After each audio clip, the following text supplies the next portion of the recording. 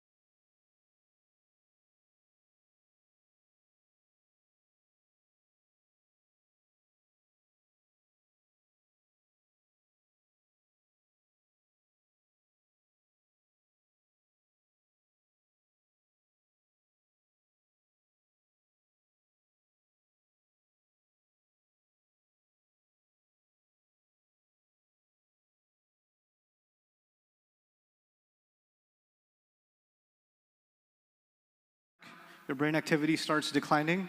So I'm explaining something, but you've already kind of zoned out to a different universe.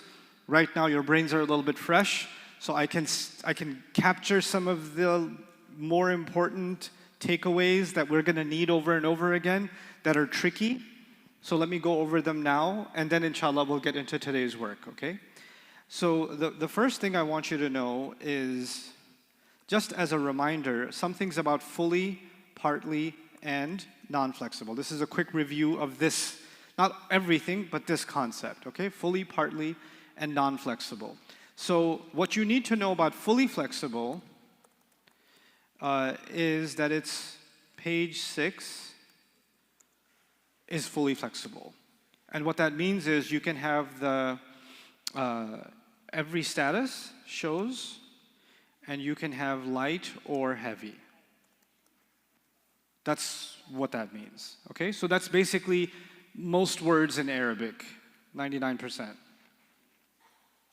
This is 99% of the language. So the language is the way it is because of fully flexible words, okay? And then there are two exceptions to this. The two exceptions are partly flexible words and non-flexible words. But this time I'll go in the order, the more logical order. I'll start with partly flexibles. There are 7 categories, but 2 are places and non-Arabs. Okay? But that doesn't mean that's all there is. How many categories are there? 7, and I'm only giving you 2. And there are 5 more. When you absorb this well, over time, you can learn the other 5 categories. They're not our headache right now. Okay? Now, places and non-Arabs have the same problem, and the way to summarize the problem is this. That's the summary of the problem. If you just remember that, then you don't have to write long notes. What do I mean by I mean, rafa' is nasab is and jar is also a. Now, if I was writing this in detail, I would say partly flexibles are always light, right? But that's the long way of saying it. What's the easy way? Instead of un, you say what? U. Instead of an, you say a. And I would also say the partly flexibles do not accept kasra. They don't accept the e sound at the end. That would be a whole other sentence. But I didn't have to write all that. I just said u, a, meaning rafa' gets u, nasb gets a, and jar also gets a. Okay? So partly flexibles. Makkatu, makkata, makkata. Yathribu, yathriba, yathriba, as opposed to Muslimun, Musliman, and Muslimin. You get 3. Or you get the light versions, Muslimu, Muslima, Muslimi. You get 3 versions. So far, so good? Okay? Now, then there's non-flexibles. Okay? I mistyped here. Okay. Non-flexibles are random words, so I cannot give you categories. At least I was able to give you for partly flexibles, okay, it's going to be places, and it's going to be non-Arabs, and 5 other categories.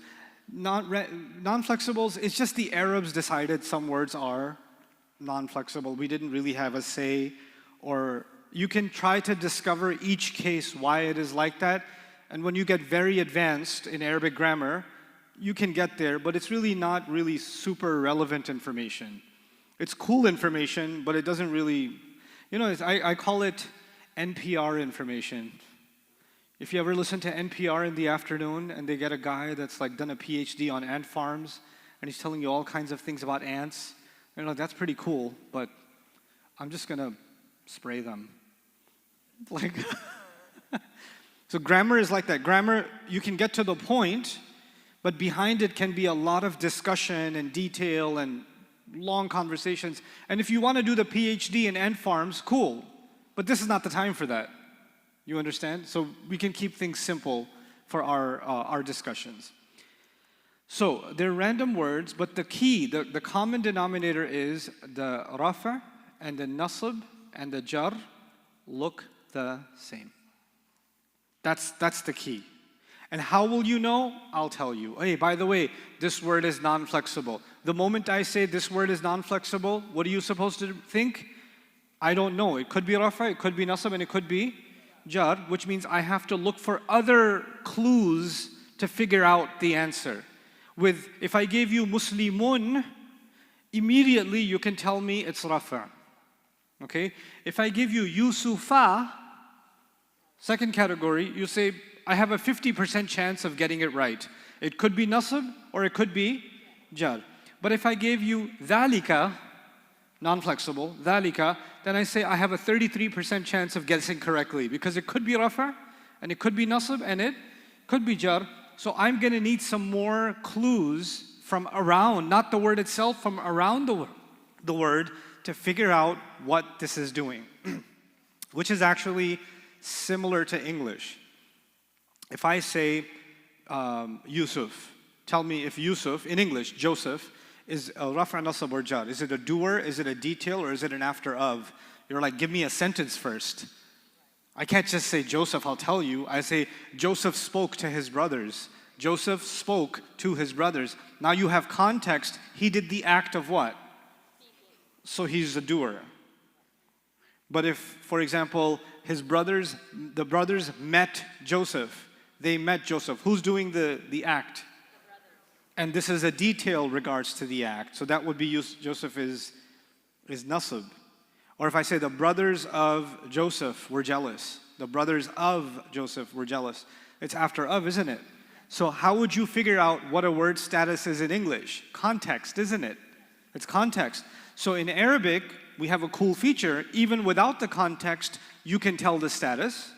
In the fully flexibles, you can kind of tell the status in the partly flexibles, and you can absolutely not tell the status in the non-flexibles. So the question is, how will you find the answer for the non-flexibles?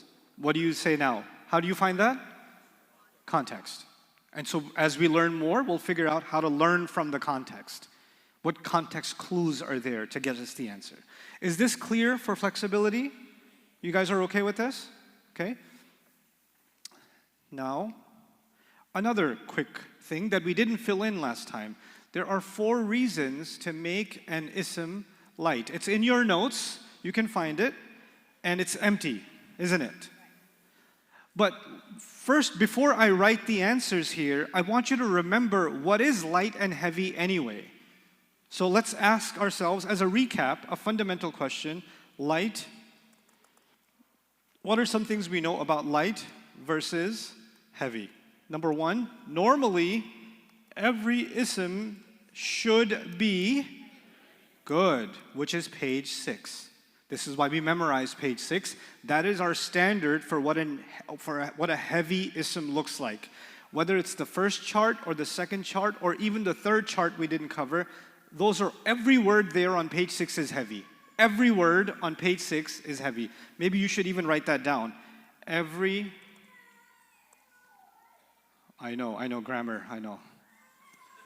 Every word on page 6 is what? Heavy. Second,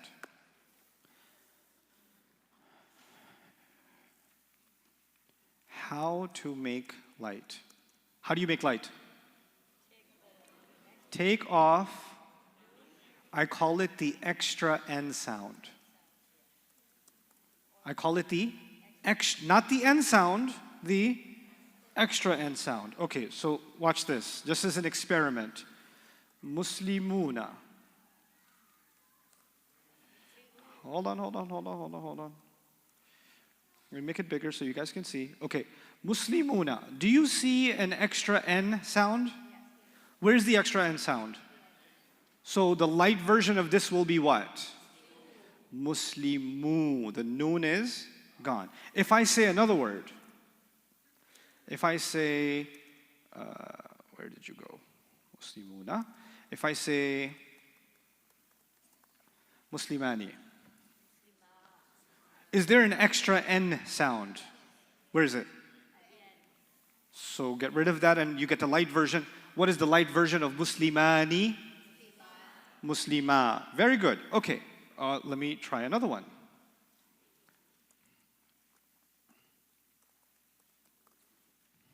Read that. Nouman, my name. Noumanu. What's the light version? Noma.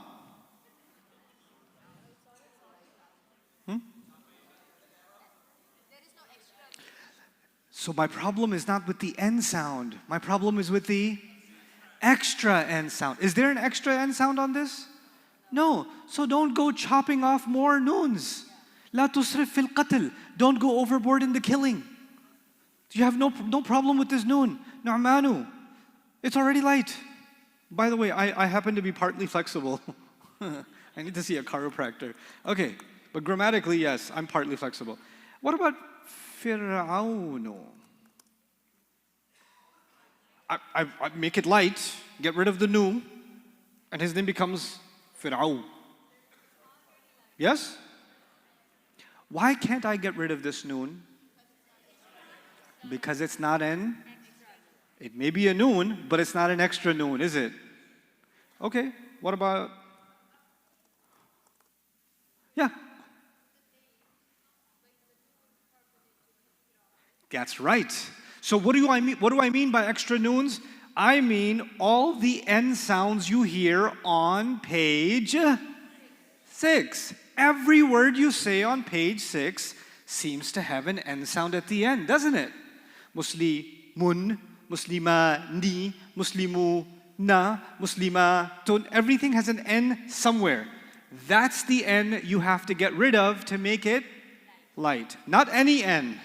Harun, should I get rid of this N to make it light? No, it's already light. This is already light. Is that clear? Okay, so what about in Allah's name, Ar-Rahman? There's no extra N. By the way, we can't even say light and heavy right now because there's an al there. We don't care about that question, remember? Good. Okay, so now let's come back to the question. So we know there has to be 4 reasons to make a word light. Let's come back to that now. Now we're ready for that. Number 1, partly flexibles. Do you know what that is? Give me an example of a part. What are the 2 categories you know of partly flexibles? Places and non-Arab names. And what did you learn about them? U, a. Isn't that light? That's category 1. I taught it to you without telling you. Okay. 2. When you call someone, you don't say ya waladun. You say ya waladu, ya bintu, ya Muhammadu. Not ya Muhammadun, ya Muhammadu, ya Zaidu, ya Ubaidu. Okay? You make it light. When you call someone, they have to be light. Even if you're calling Allah, ya Rabbu, not ya Rabbun, ya Rabbu. It has to be light. Did we already kind of know that, but we didn't make the connection? Right? When you say absolutely no, fill in the blank, absolutely no ism, like la ilaha or la ikraha. Remember these? When you say absolutely no something, I give you the example of la bay'un wa la khullatun. When you say absolutely no, what was the difference? You were making those words light, like we say in the Shahada. So you don't have to know how to write Arabic. You can write it like this, like La ilaha. La ilaha. I want to share a story with you that almost caused me an ulcer yesterday. Brilliant, students have questions. It's okay. I love their questions, but sometimes your questions remind me. There's something called selective listening. Do you know what that is? Selective listening, when you hear part of something, but you don't hear the other part of something, but you're really convinced you understand all of something, right? Really dangerous, isn't it? So when I was explaining this, I said you put la, and you put an ism, and the ism is light, and then it becomes absolutely not. Somebody sent me an ayah of the Quran and said, look, it's heavy over here, but you said it means there's some room. How can there be any room? And the ayah that they sent me didn't have la, it had a fi'l, but they just saw any heavy, and they said, you said when it's heavy, there's room for exception, and when it's not heavy, then it's supposed to be absolutely no. Help me understand this ayah, Ustad. So I had to explain to them by way of my trolling heritage. I said, okay, so imagine I'm a teacher and I told you, when you learn to drive, make sure you stop at every what color light? Make sure you stop at every red light. And then one of you students emailed me the next day, Ustad, I was at a restaurant and I passed by a table and somebody was pouring ketchup and I saw the red and you told me to stop every time I see red, so I'm still standing here. Can I go home now? You know what that's called? Selective what? Selective listening. Okay, I did say red, but there was more to that sentence. And it had to do with red lights, and it had to do with cars. It didn't have to do with ketchup. Or every time you see red, Ustad Nouman said, stand there. It's not what I said. So with grammar, sometimes I tell you something in a very specific context, but with selective hearing, what happens to you? You say, oh, now I know. Every time I see this, I'm going to do, no, easy. First, understand carefully in what limited context I'm giving you a lesson before you jump to conclusions. Anyway, how many reasons are there supposed to be for making something light? How many do we have so far? The fourth one is mudaf must be light. Yesterday, before we ended class, I said this crazy thing, mudaf. And his cousin. What's his cousin's name? Mudaf ilayh. What's a mudaf? What's the simple definition of a mudaf? No, that's not the definition. That's the rules. What's the definition? What is it? What is a mudaf?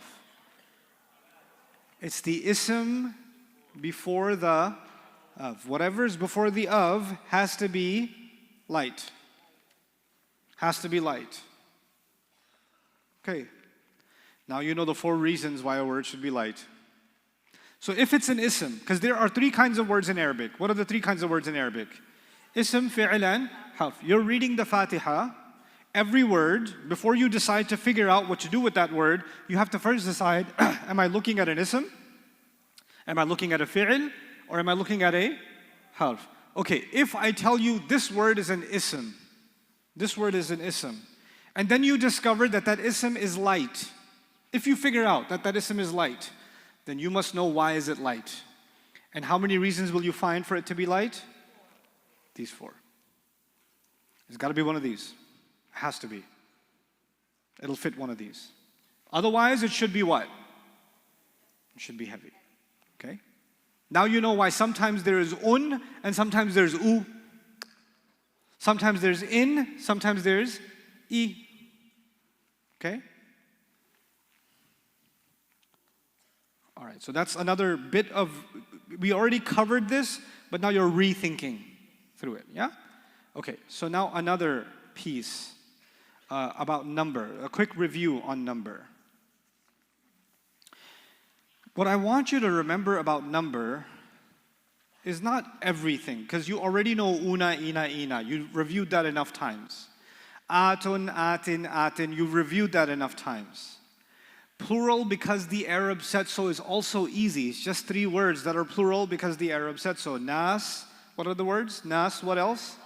Qawm and Qad. So when I say number, the problem part is not 5 items. The problem part is only 2 items, which are human, broken plural, and non-human, broken plural.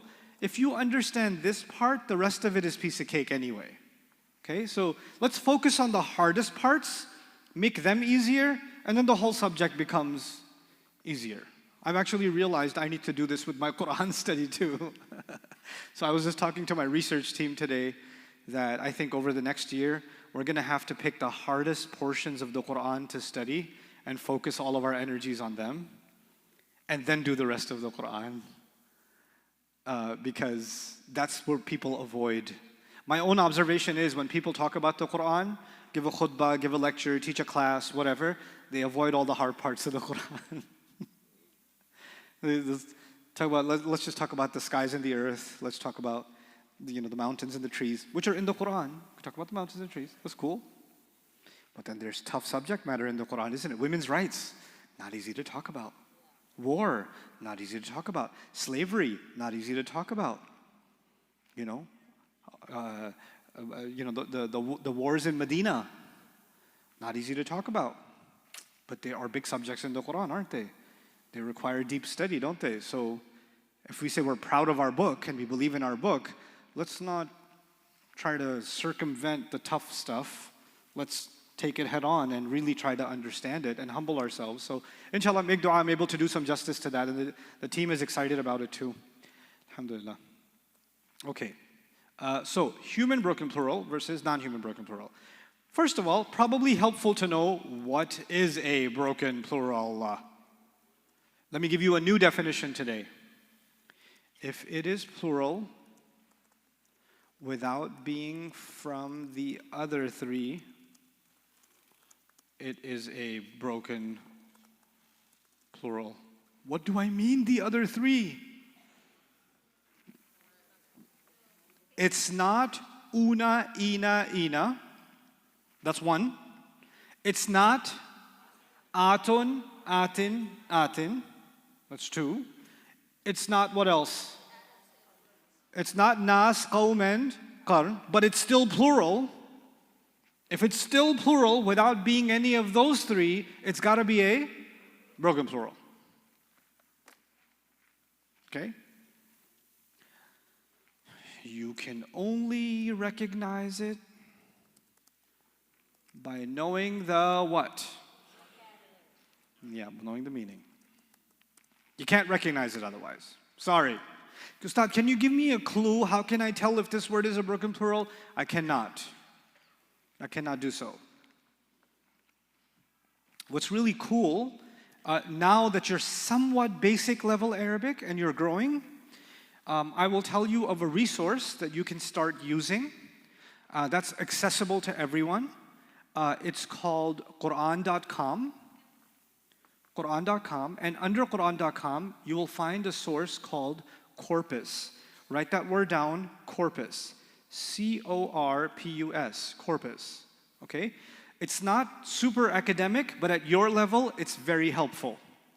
You know what that is? If you're reading a word in the Quran and you wonder, I wonder if this is an ism, and if it's an ism, I wonder what its grammar is. What are its four properties? What is it doing in the sentence? You can click on the ayah, on the word, and it will give you its grammar. It's like a grammar answer key, corpus on Quran.com. Sometimes it's not very exhaustive, not all the meanings are there, but at a basic level, it's a good, easy answer key for you if you're engaging in the work. Now the thing, I'm going to warn you, some of you are like, Alhamdulillah, the website exists, and the knowledge already exists on Amazon Web Services. It's being hosted on the cloud. So I'm going to download the app and I'm going to have it. Alhamdulillah, the ilm is now in my possession. It's really nice that this knowledge is available on an app. The only thing is it's still not where. So some people get really happy when they download a bunch of stuff. Which book should I read? Which app should I get? Oh, I know, but this page too, this PDF too. I had students that downloaded every PDF, every video series, every this, every that. Have you gone through any of it? No, but I have a huge collection of stuff. It's huge. Oh, you should see my collection. So you'll feel good. It feels good to know someone knows the answer. But this is about you doing the work, so don't become complacent. Anyway, so you can only recognize it by knowing the meaning. Corpus might help you here. You're stuck on a word. You're like, let me find out if this is a broken plural. And then the meaning tells you for that word, oh, this is a plural. Oh, okay, this word is plural. Right? So there are tools now that can help you with that as you're learning your grammar. Eventually, I want you to use none of these tools. Actually, I want you to use none of them. I want you to just be independent and engage the text directly, right? So is everybody clear about what a broken plural is? What is it? That at least we know. What's the difference between human and non? Well, human is for humans. Humans and who else? Jinns, angels. And a non-human is for non-humans. Anything that's not the first three. That's all. Now, if you want to summarize what the Arabs do, so I'm going to put this here, the only crazy Arabic rule where grammar and meaning contradict. The grammar is saying one thing, the meaning is saying something else. Usually, grammar and meaning go together, but in some cases, grammar and meaning contradict. So, this is the only crazy Arabic rule where grammar and meaning contradict. So how do they contradict? If you see a human broken plural, you might see them talking about it as a she or a they. And if you see a non-human broken plural, they'll always talk about it as a she. In more technical language, she and they is shortcuts, but if you don't want to use the shortcut, the full version is she means either singular feminine, that means that's the she, or plural plus reality. Plural, what do I mean by reality? If it's a broken plural for women, it's going to be plural feminine. If it's a broken plural for men, it's going to be plural masculine. So reality means, what are we talking about? If it's going to be angels, which one's it going to be? Masculine. If it's going to be prophets, what's it going to be? Masculine. If it's going to be believing women, what's it going to be? Feminine. That's what I mean. I don't mean plural and feminine or plural and masculine. I said plural and reality. And if you don't have a good grasp on reality, see me after class. We will discuss. That's a separate problem. Okay? But when it comes to non-human broken plurals, you basically only get what? She. even if it's a plural. The thing is, why did I say that grammar and meaning contradict? Actually, in translation, both of the above are they. But in grammar, they can be she. Meaning the grammar does not affect the translation. The translation is not going to say she. The translation is going to say what? They. That's why this is a confusing rule. Okay? So that's a quick recap of broken plurals. Okay? Now, was this helpful? So these are some of the hard parts of what we did so far. Not everything we did, but some of the pain points of what we've done so far. Okay? Now we're done with 4 properties of the ism, which were what? What were the 4 properties? Status, number, gender, and good. We're done with the 4 properties. That was last semester. That's ancient history. Today is a new day, new semester. It's called the 5 fragments. It's called 5 fragments. Last semester was called what? 4 properties. This semester is called 5 fragments. Let's first understand what is a fragment. The definition of fragment: more than a word, but less than a sentence. That's a fragment. It's not just a word, it has to be at least 2 words. It can be more than 2 words too, but it's still not a complete sentence. If I say, I am loud, I am loud, is that a full sentence? Yes, it is. Some people are like, no. You are loud and proud. Now it's a full sentence. No, I am loud is a full sentence. But if I say, nice car, is that a full sentence? Okay. If I say, that is a nice car, is that a full sentence? Yeah. If I say, the messenger of Allah, is that a full sentence? I don't know, you guys, this is an English problem now. I can come back for a 10-day English program. Is the messenger of Allah a sentence or a fragment? Fragment.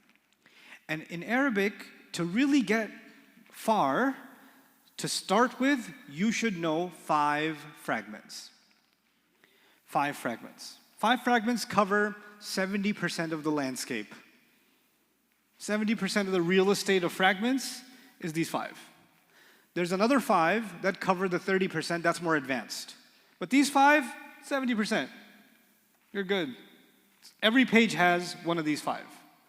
The first of these fragments is called the mudaf and the mudaf ilayh, and together they are called the idafa. Mudaf and mudaf ilayh are called idafa. We started talking about the mudaf and mudaf ilayh yesterday, okay? Today, before the Maghrib prayer, we have about 40 or so minutes. I need to make sure your mudaf ilayh is solid. These next 40 minutes, I really want to make sure your mudaf ilayh is solid. So, I'm going to give you some notes on mudaf and mudaf ilayh. In fact, I think they are in your notes already, so let me open them and show them to you. Okay, it's should be page 21. Fragments. Primary rules for the idafa, it says on top. What does idafa mean? Mudaf and mudaf ilayh together. Primary rules for this fragment. Number 1, the mudaf, which is the word before the of, should be 2 things. What 2 things does it say?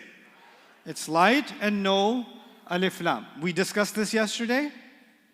Okay, good. The mudaf ilayh, the word after of, should be jar status, which is kind of something we already knew. How did I define jar in the beginning?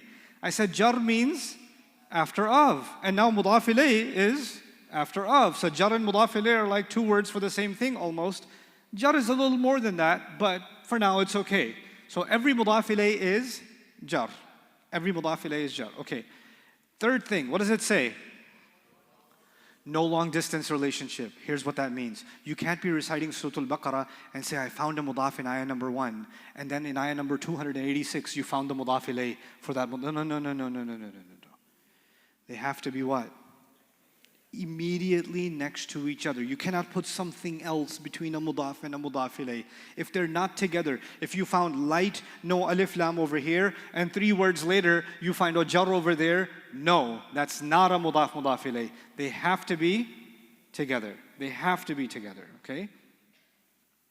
Now, it says the last property of the mudaf type is dictated by the mudaf ilayh. Let me explain what this means. An ism has how many properties? An ism has how many properties? Okay, let's do a practical example so you understand this point, then we'll read it again. We've done Rasulullah enough times, let's do Deenu al-Muslimina. Deenu al-Muslimina. Deen means religion, and al-Muslimin means us, Muslims, right? So let's ask ourselves, is this a mudaf and mudaf ilayh or not first? Let's ask that first. How do we go about that investigation? How do you do it? Check for mudaf. Does it qualify? What are the 2 things you look for? Good. Light and no al. Okay, it qualifies. I'm going to look at the next word now. Is it jar? Well, first of all, to tell status, first you ask the first question. What's the first question? Sound or combo? And we look for combo for, is this combination? Yes. Ina. What does ina tell you? Plural nasab or jar. But if you have a mudaf ready, then it's jar. You give benefit of the doubt in Islam. You give benefit of the doubt in Arabic. If they look married, they are married. Okay? Benefit of the doubt. So deen is mudaf and al-Muslimin is mudaf ilayh. Okay. Now, I want 4 properties. This is now the work. I want 4 properties of the word deen. I'm going to write it in English so it's easier to type. I want 4 properties of it. Because an ism should have how many? 4 properties. What are they? It's rafa. How did you know? U sound. Good. Singular, pair, or plural? Singular. I agree. Gender, masculine or feminine? How do you know it's masculine? No sign of feminine. Masculine. My final question is what? There's status, I answered that. Number, I answered that. Gender, I answered that. What's the last question? Okay, type is 2 things, either proper or common. Proper or common. Okay, well, the problem with a mudaf, which is what I wrote in item number 7 in your notes yesterday, open it up again and read it to me. What did I make you write as item number 7 in 7 kinds of things are proper? It was item number 7 in 7 kinds of things are proper. The word before of is proper if the word after of is proper. Actually, now you know how to rewrite that. You don't have to say the word before of, and you don't have to say the word after of. What's a new way of writing that sentence? The mudaf is proper if the mudaf ilayh is proper. You with me? The mudaf is proper if the mudaf ilayh is proper. You guys got it? Okay, well, according to that rule, Deenu cannot tell me that answer because Deenu is a mudaf. And the mudaf says, I cannot tell you if I'm proper or common. You have to go ask my mudaf ilayh. So where do I get the type from? The type means common or proper. Where do I get it from? I get it from the mudaf ilayh. And what's my answer here? Based on what? Al. Ooh, that's a stylish proper. Okay, proper. Now go back to these notes. The last property of the mudaf, type, is dictated by the mudaf ilayh. Is that making sense now? Okay. 3 properties you can tell. The 4th one, you got to go to the mudaf ilayh. Is that true for every ism? For every ism, you can only tell 3 properties? No, that would be selective listening. Which ism is only able to give you 3 properties and not give you the 4th one? Only mudafs have that problem. Mudaf has the problem of saying, listen, go ask mudaf ilayh, then come back to me. Okay? Both the mudaf and the mudaf ilayh should be what? They should be isms. Because there's 3 kinds of words in Arabic, aren't they? What are they? Ism, fi'il, and harf. For you, both of them have to be isms. When you get a little older, I'll show you some other stuff. Yes? Dinul Muslimin. Okay, let's try it. You guys know the surah, فَمَن يَعْمَلْ مِثْقَالَ. Anybody know it? فَمَن يَعْمَلْ, let me type it. مِثْقَالَ. Go on. Nice. Hufad over here. مِثْقَالَ ذَرَّةٍ. Isn't it? Okay, tell me if mithqala looks like a mudaf. You have to prove it to me. It's light. Okay, fine. If you say it's light, I would believe you if you know how to make it heavy. Mithqalan. Good. So it is light. It doesn't have al. Looks like a mudaf to me. Dharratin. Is it? Because if it was nasb, it would have been dharratan. If it was rafa', it would have been. Okay. Now I want 4 properties of mithqal. 4 properties of mithqal. Okay, let's do it. What's the status? Nasb. Nasb, why? Oh, ah sound. Oh yeah. Rafa, la, right? La is rafa? No? Okay, nasb. Singular? Oh yeah, singular, pair, or plural. You don't know the vocabulary, I'm telling you it's singular. Because if you don't know the vocabulary, it might be a tricky broken plural. Remember that? You don't know that, I'm telling you it's singular. Just, that's on me. Okay. Masculine or feminine? No signs of feminine, so I'm going to go with? Good. Masculine. 1 question left. Where do I get the type from? Why am I going to the mudaf ilayh for type? Do I do that for every ism? Only for mudaf. So mudaf says, hey, what type of person I am is determined by the missus. My personality has been overshadowed by her existence. So she is what? Dharratin. How do you know it's common? There are 7 kinds of words that are proper. Is it any of those? It's not a name. It doesn't have al. Easy one, the easiest answer is it doesn't have al, and it's normally heavy. So this must be common. This is common. Okay? Go to page, let's see. No, we don't do basic kinds of idafa yet. We don't do that yet. Hold on. Go to page 23, I think it is. Yes. Yes. 23.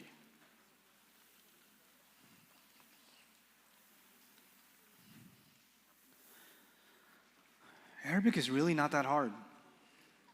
It's really not that hard.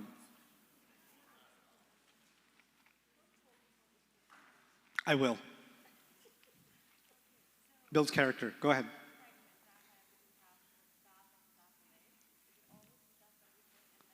Excellent question. When you have a mudaf ilayh, is the mudaf always first? The mudaf ilayh always second? In Arabic, always. In English, no. In Arabic, you say Rasulu and then Allahi. In Arabic, in English, you can say the messenger of Allah, or you can say Allah's messenger. You can flip it in English, but your Arabic mind should be able to unflip that and go back to the mudaf ilayh order. Arabs don't do that. Arabs don't mess with the order of the mudaf ilayh. Mudaf is always first, mudaf ilayh is always second. You got lucky that time, that was not a troll question. Okay. يَدْخُلَ الْجَنَّةَ. I want to know and I don't expect you to know any Arabic before this. You don't even know what these words mean. It's okay. Jannah, you hopefully know what that means.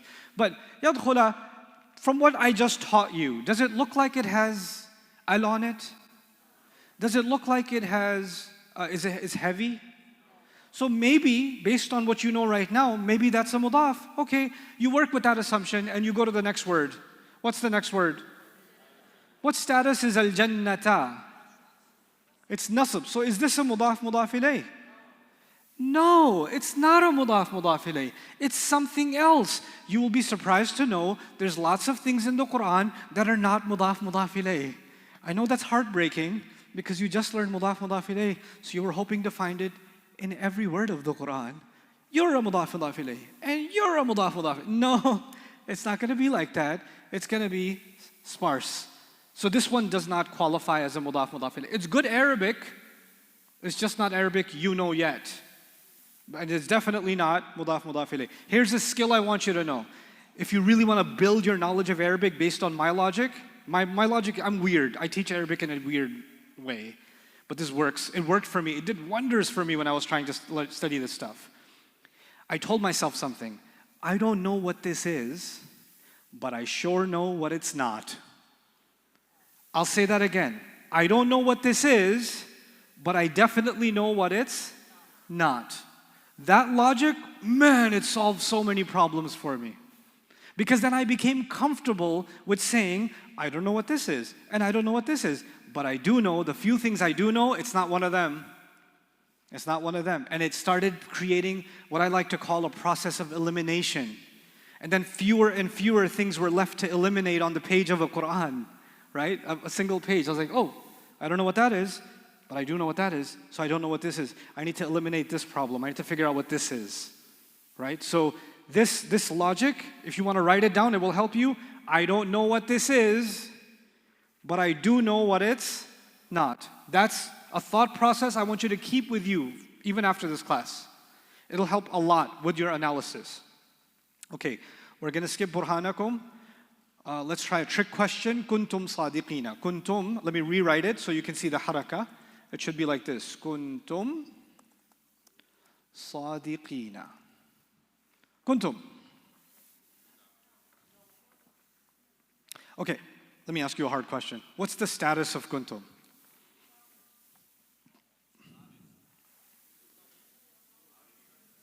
What's the status? Rafa, nasab, or jar? Look, how do you tell status? What are the ways to tell status? Go back to what I taught you. What did I teach you? You can tell ending sound. How many ending sounds are there? Un, an, in. Or, u, a, e. Or combination. Ani, aini, aini, una, ina, ina. Does this have kuntum? Does it have any of that? You know what? I don't know what this is, but it's not an ism. I don't know what this is. Remember what I told you? What was the logic? I don't know what this is, but I do know what it's. Now, I don't know what this is, but it's not an ism. Why is it not an ism? Because an ism has to have status. And status has to have ending sound or ending combination. If it doesn't have any of that stuff, you're not an ism, bro. And Kuntum says, you got me. I'm a fi'l. Which we'll do in 3 days. You see how that logic helps? Now, I don't even have to ask about sadiqina. I don't care anymore. Because if you're not a mudaf, we're done. This relationship is over before it even began. Okay? It was dead from the start. Arba'ata ashhurin. Let's see if we can break this up. Arba'ata. Follow the process. Is it a mudaf? Yes, young man.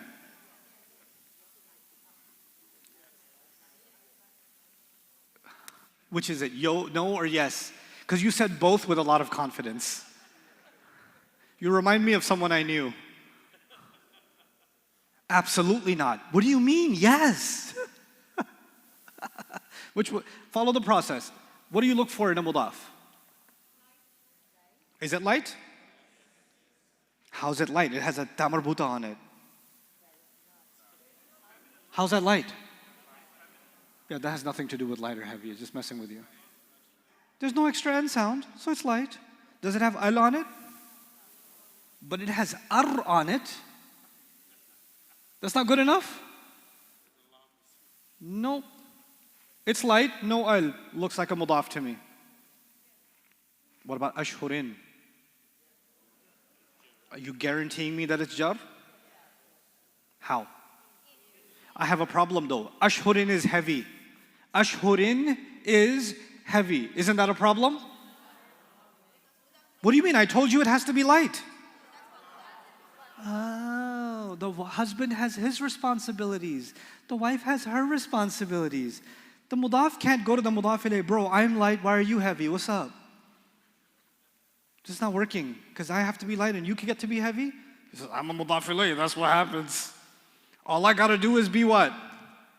All I gotta do is be jar. I could be singular, I could be pair, I could be plural, I could be masculine, feminine, I could be proper, I could be what? Common, I could be anything. Only one condition on me. Don't go near that one tree. What's the one tree? Just be jar, don't be rafa or nasab, that's all. And you're a good mudaf ilayh. And the mudaf says, why? I have two rules though. He has one rule, and mudaf has two rules. What are the two rules? That's it.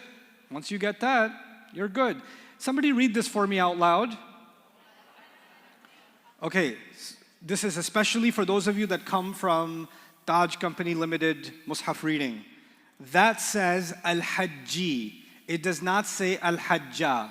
It says Al-Hajji. Why? Because the kasra, the E, is under the shadda. So it doesn't have to be under the letter for it to be E. It could be under the W to also be E. Okay? So some people look at that and say Al-Hajja. No. Al-Hajji. Okay. Yawma. Is it light? And does it have al? So it's mudafing. It's mudafing. Is the al-hajj mudaf ilaying? It is? It's jar? Yawm means day, hajj means hajj. What does it mean? The day of hajj, the day of the pilgrimage. Cool. وَأَذَانٌ وَأَذَانٌ. So adhanun is a good mudaf. It's heavy? But it doesn't have al. That's not good enough. Not having al is not good enough. You only met how many requirements? I need you to meet what? And then adhan says, but, look at the word Allah. I know it's far away, but it's jar. You can't do long distance, and you're heavy. Sorry, sir. Nope, no go. I'll skip this. Nah, not min Allah, not yet, not yet. I'll tell you, it's coming, it's coming. بِعَذَابٍ أَلِيمٍ. I mean, such nice jars. It's a good match. Isn't it mudaf ilayh? Why not? Because the first word, the supposed mudaf, is heavy, which means it's not a mudaf. So you know what? This is good error. But then somebody says, but Ustad, it's in the Quran. I was like, yes, it is in the Quran. What's the logic I taught you today? I don't know what this is, but I know what it's not. It's not a mudaf ilayh. You got it? You know the label, I know what it's not, I know what it's not, I know what it's not. The circle of that is going to get smaller and smaller as we continue in class. Okay? So it's getting smaller already, and it's going to keep getting smaller and smaller. Okay, try kulla marsadin. Kulla marsadin. Kulla, light, no al. Marsadin, pretty juicy. I like it. This is a mudaf and a mudaf ilayh. Very nice. This is in the Quran. Don't get this wrong. Ghafurun Rahimun. But it's in the Quran. It can be in the Quran and not be a what? It can be in the Quran and not be a mudaf ilayh. عند المسجد. You're getting faster at this. Light, no al, followed by. Okay, if you're so good at this, why don't you do this one, huh? You like doing fast? Okay. What you got? What you got? See? No? Yes? Listen. You remind me of someone I know. Why don't you slow down and follow the process? Not every answer comes quick. I want to teach you to slow down. You're like, I can do this fast. Then you're like, no, yes, yes. Follow the process. Somebody walk me through the process. Teach this to me. I don't care about the ending sound. I want to know what's the process for finding a mudaf ilayh. Okay. Here's what I need. Does bani have al on it? Okay. And are you saying that bani is light? Is bani light?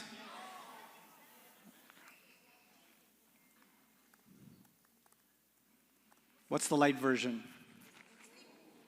Muslimu. Yes? Okay.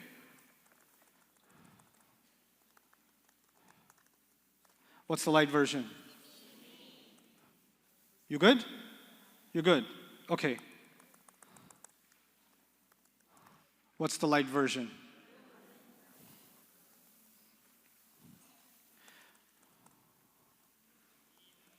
What's the light version? I gotcha.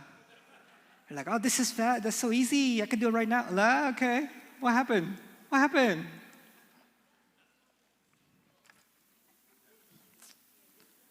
Bani is the light version of what? Banina. Banina. It reminds me, sometimes I travel and people butcher my work all the time. It doesn't hurt me. It feels kind of like a small allergic reaction. Like I made a program, I called it Story Night. I did it 10 years ago. I've done 10 story nights. Traveled around the world. Somebody comes, Ustad, I was attending your story time. That's so good.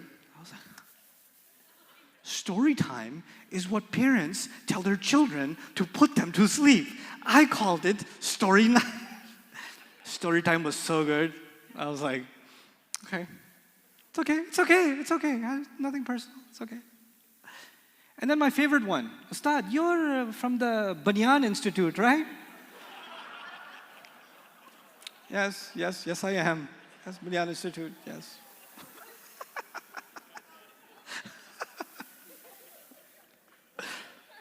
Bani reminded me of that. It's been called Bani Institute, Banyan Institute. It's like Banana Institute. Yeah. But my favorite, the one that didn't even feel bad, it felt kind of good, was at the airport in Atlanta. This lady, she saw me. She goes, Mufti Menk. And I was like, no. She goes, oh, I know you Mufti Menk, don't lie to me. And I was like, no, I'm not Mufti Menk. Because I see all your video, you Mufti Menk. So I took out a picture of me and Mufti Menk. I had a selfie with him. I was like, that's Mufti Menk. This is me. She goes, oh, you the other one.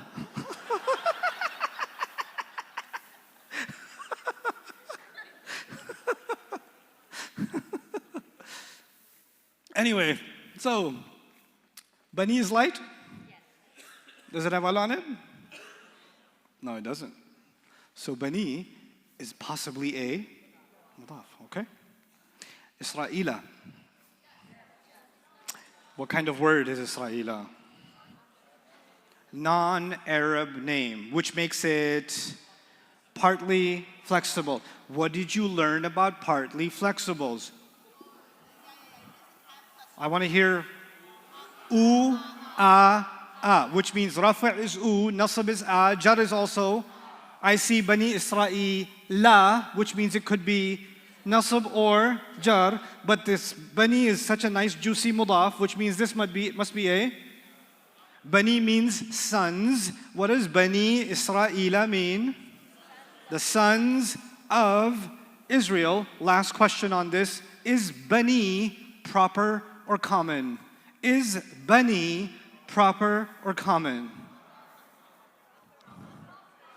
In fact, that's not even good enough. I want 4 properties of bani. 4 properties. Let's go. Bani. First of all, to tell status, what must you first tell me? Sound or combination. Now you're learning. Good. Is it a sound or combination? This is a combination, which means this could be nasab or jar. Nasab jar. I'm going to put New Jersey, okay? And then, how did you know it's plural? Una, ina is from the plural chart. Okay, gender. How did you know? No, that's not good enough. No, no signs of feminine. No. It's from the masculine chart. Masculine chart. Muslimina. Okay, is it proper or common? How do you know? Ali Ahmed, how do you know? Because before there was PlayStation 5, there was PlayStation 4.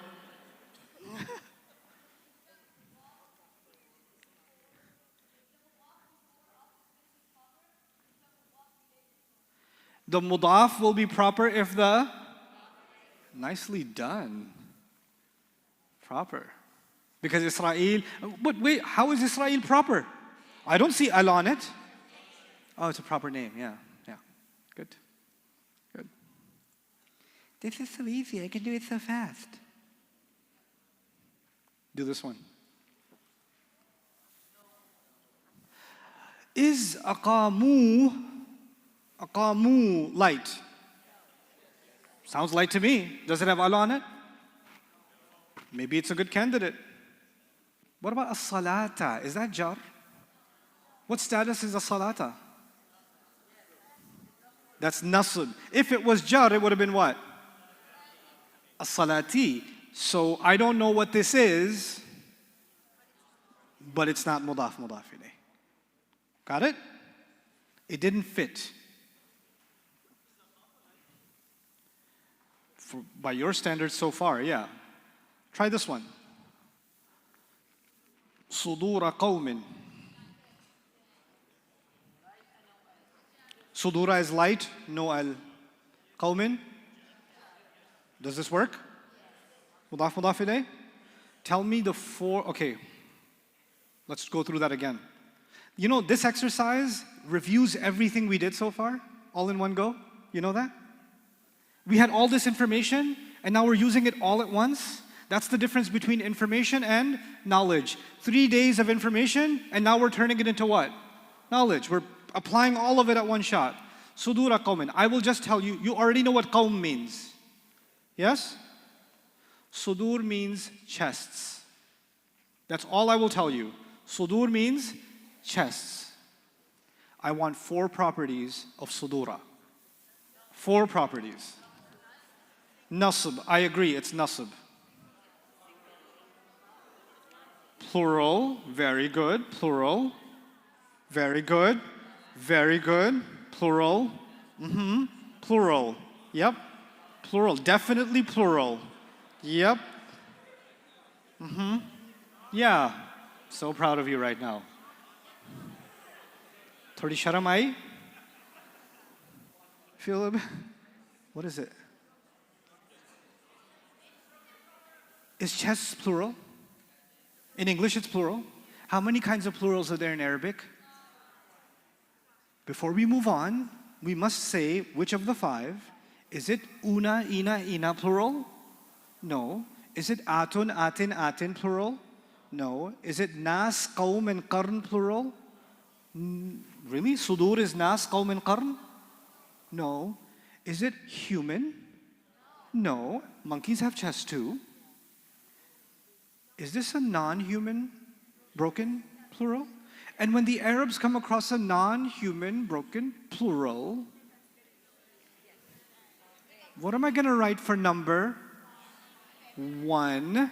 What am I going to write for gender? Feminine. What am I going to write for type? Common? Why? Mudaf is common if Mudaf ilayh is common. Mudaf will never tell you the final answer. The final answer, proper comment, has to come from mudaf ilayh. This was tricky. But man, is this process helping you put everything together? All the pieces have to come together now, okay? So let's try another one. Al-Firdausa nuzula. Al-Firdaus. What about the al? What about it? Good. Can't be a mudaf if it's an al. Okay. Jama'a malan. This is a good one. This is easy. Right away. Yes. Yes. Yes. Why not? Jama'a is light. No alif lam. Malan is not a mudaf ilayh because malan is what status? Good. I don't know what this is, but it's not mudaf ilayh. I know what it's not.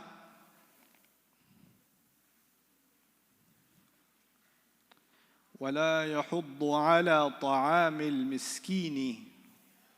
طعام المسكين. I have different votes. Is it light? Does it have al? Is the next word jar? It is? Ini? Yeah, that's a mudaf ilayh. لنفد البحر. Why not? This is number 66 for those of you that are lost. This is number 66. Why is this not? The alleged mudaf ilay is rafa form. Nope. No, no, no. Jannatu adnin. Is it? This one's light, doesn't have al, and the next word is clearly jar. Yes or no? Mudaf ilay. Skip this one. Okay, let's try this one. I'll tell you something about alladhina. Alladhina is non-flexible. What does that mean, that it's non-flexible? The rafa' version of alladhina is alladhina. The nasab version of it is alladhina. The jar version is also alladhina. Okay, does ma'a look like it could be a mudaf? Why? Like no. Could alladhina be jar? Because it could be any of the three. But if it could be, then it is, and therefore this is in fact a mudaf and a mudaf ilayh. Yes. Don't worry about it yet. After Maghrib, that question, I will not forget. I'm with you on this. Get it? Okay. ثلاث مئة. Why? Light no al, followed by light no al, followed by jar. Light no al, followed by jar. Light no al, followed by could be jar. All good. Yes.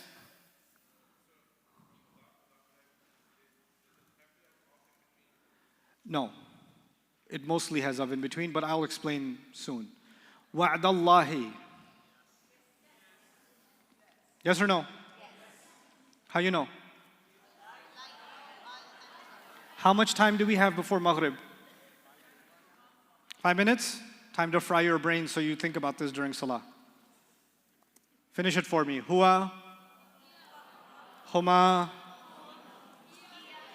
hiya, huma, hunna, anta, antuma, antum, anti, antuma, antunna, ana, nahnu.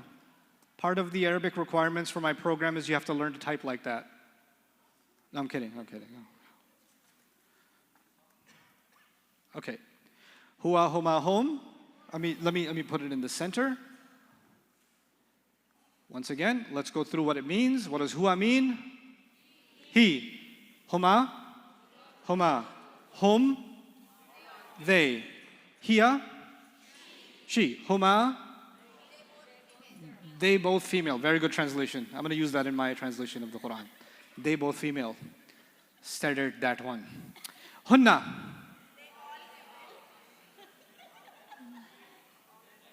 They, she. Good. Anta? Antuma? YouTube. Facebook. Antum? Y'all. Come on, we're in Texas. We can do y'all. We could do y'all. You know? If we were in Boston, we could have said use. Or Pittsburgh, use. But here we can say y'all. Okay? I think South Africans use use, I think. Okay? Auntie? It's not she. Hia is she. Auntie is the Japanese version of hia, which is yushi. Comes with sushi. Antuma? You both she's. This really sounds normal given the circumstances in this country. And you'd say that to one person. Antunna? Y'all ladies. Keep it easy. Y'all ladies. Ana. Nahnu.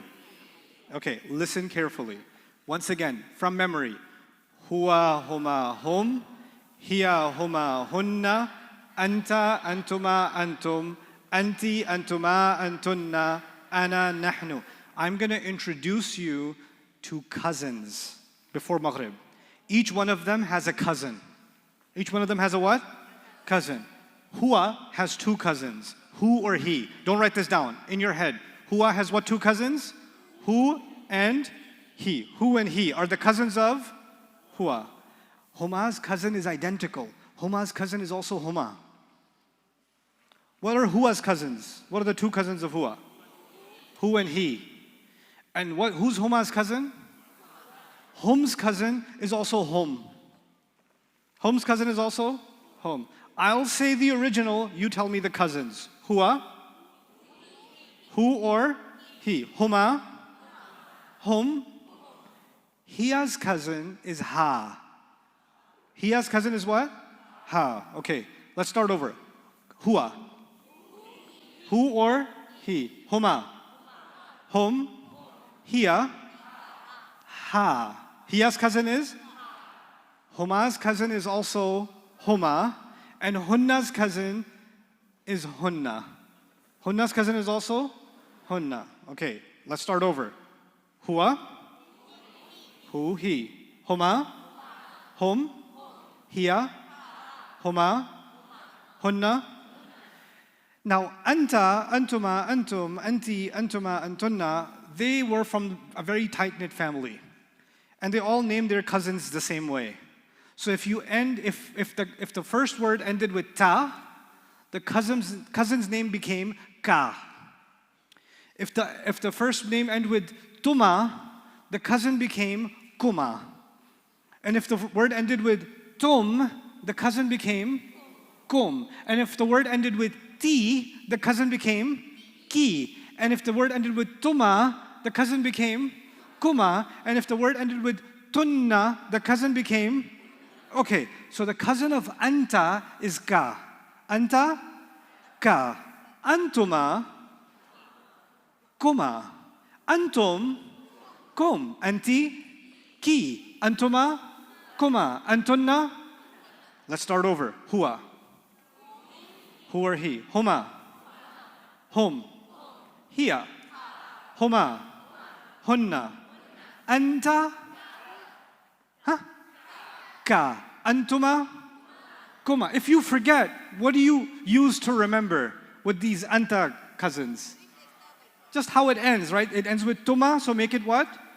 Kuma. Okay, so anta, once again, anta, ka. Antuma, kuma. Antum, kum.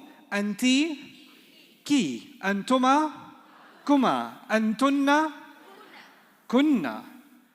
Ana has two cousins, ni and e. Ni, e. Who are the cousins of? Ana. Ana, if I say ana, what do you say? Ni, e. Ni, e. And nahnu has one cousin, na. Nahnu has what cousin? Let's do that all together.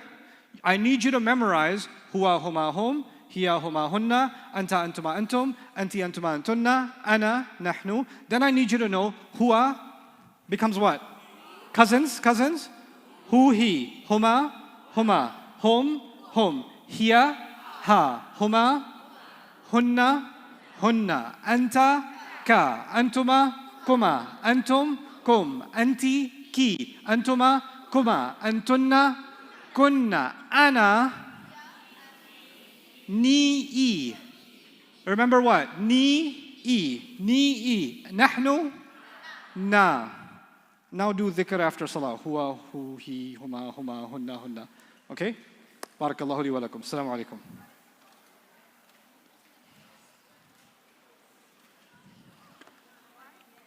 Say it to each other on the way.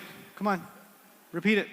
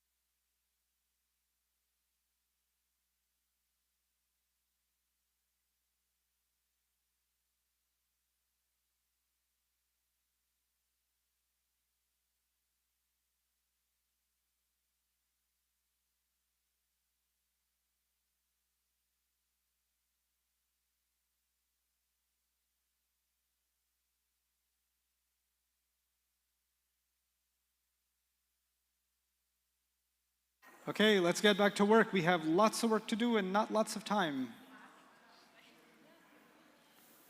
Are we ready? Are we online? Alina? We're good? Bismillah wa salatu wa salamu ala rasulillah wa ala alihi wa sahbihi ajma'een. Assalamu alaikum wa rahmatullahi ta'ala wa barakatuh. We are now taking things up a notch. I asked you to memorize the cousins of the pronouns. You already know what the pronouns mean. Huwa, huma, hum. What does huwa mean? He. Huma? No, not you two, no. Both of them. And hum? They. Hiya means she. Huma means both of them. And hunna means they. Listen to this part carefully. 6 of them start with an H. 6 of them start with an H. That means they are not here. That's the third person. If it starts with an H, you're not talking to them, you are talking about them. He, both of them. They, she, both of those women, them ladies, none of them are here. The moment you start an, ant, any variation of ant is you, you're here, second person. Anta means you, antuma means both of you. So your translation for all the ant words has to have a you in it. There has to be a you in it. So antuma, both of you. Antum, all of you. Anti is the feminine you. Antuma, feminine, both of you. And antunna, you ladies. All yous. You see that? So the first ones were all non-you. They're he, she, they, far away. And the ant ones are all you. Question? Okay, just following. Okay. And then ana and nahnu is myself. Ana is I, and nahnu is what? We. Not us, we. Don't use us, use we. Okay? And I'll show you why. Okay. Do you remember the cousins? What's the cousin of huwa? Who and he. Now I'm going to let you get introduced to more of the family. What's the cousin of huma? I lied. Huma also has 2 cousins. Huma and hima. Huma and hima. Huma and hima. Hum. What was the cousin? Actually, I lied. It's got 2 cousins. Hum and him. Let's start over. Who are the cousins of huwa? Who, he. Huma's cousins. Huma, hima. Hum's cousins. Hum, him. Hiya only has 1 cousin. You already know her? Ha, she laughs a lot. Okay. Huma, 2 cousins. Huma, hima. Hunna, 2 cousins. Hunna, hinna. The good news is, ant only have 1 cousins and you already know them. Anta, ka. Antuma, kuma. Antum, kum. So let me color this for you a little bit so you know where the ka comes from. Oh, I won't color. Can you see the red?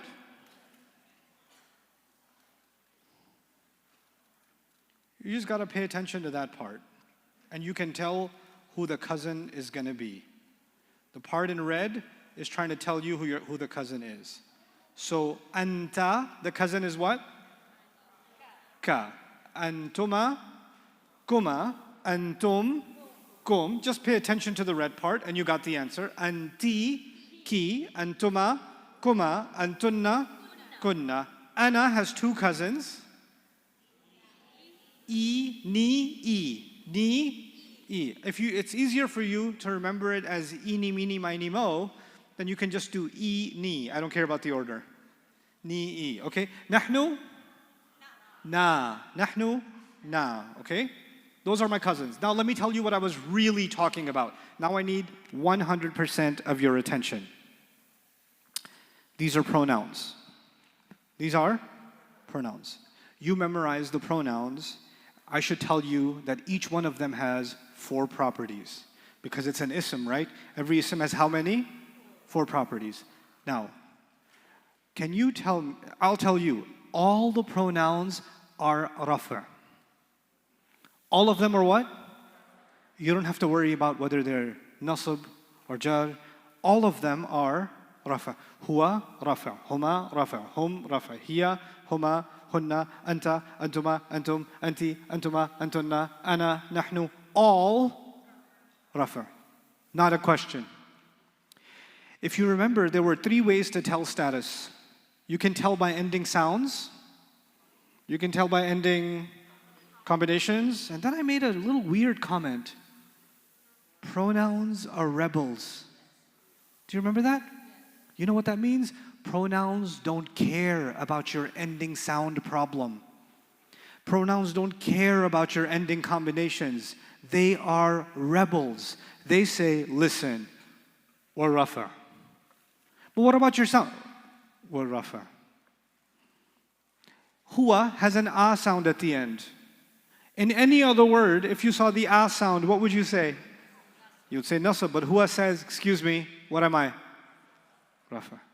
Huma, rafa. Hum doesn't even have a sound. It's sukun at the end, but he says, pronoun over here. You know, in some countries, there are some people that are members of the royal family. The rest of the people are standing in line at the post office, and the member of the royal family kind of just walks up and pronouns. They got their own rules. They live among us, but they are not among us. Okay? They are from an elite class in Arabic grammar.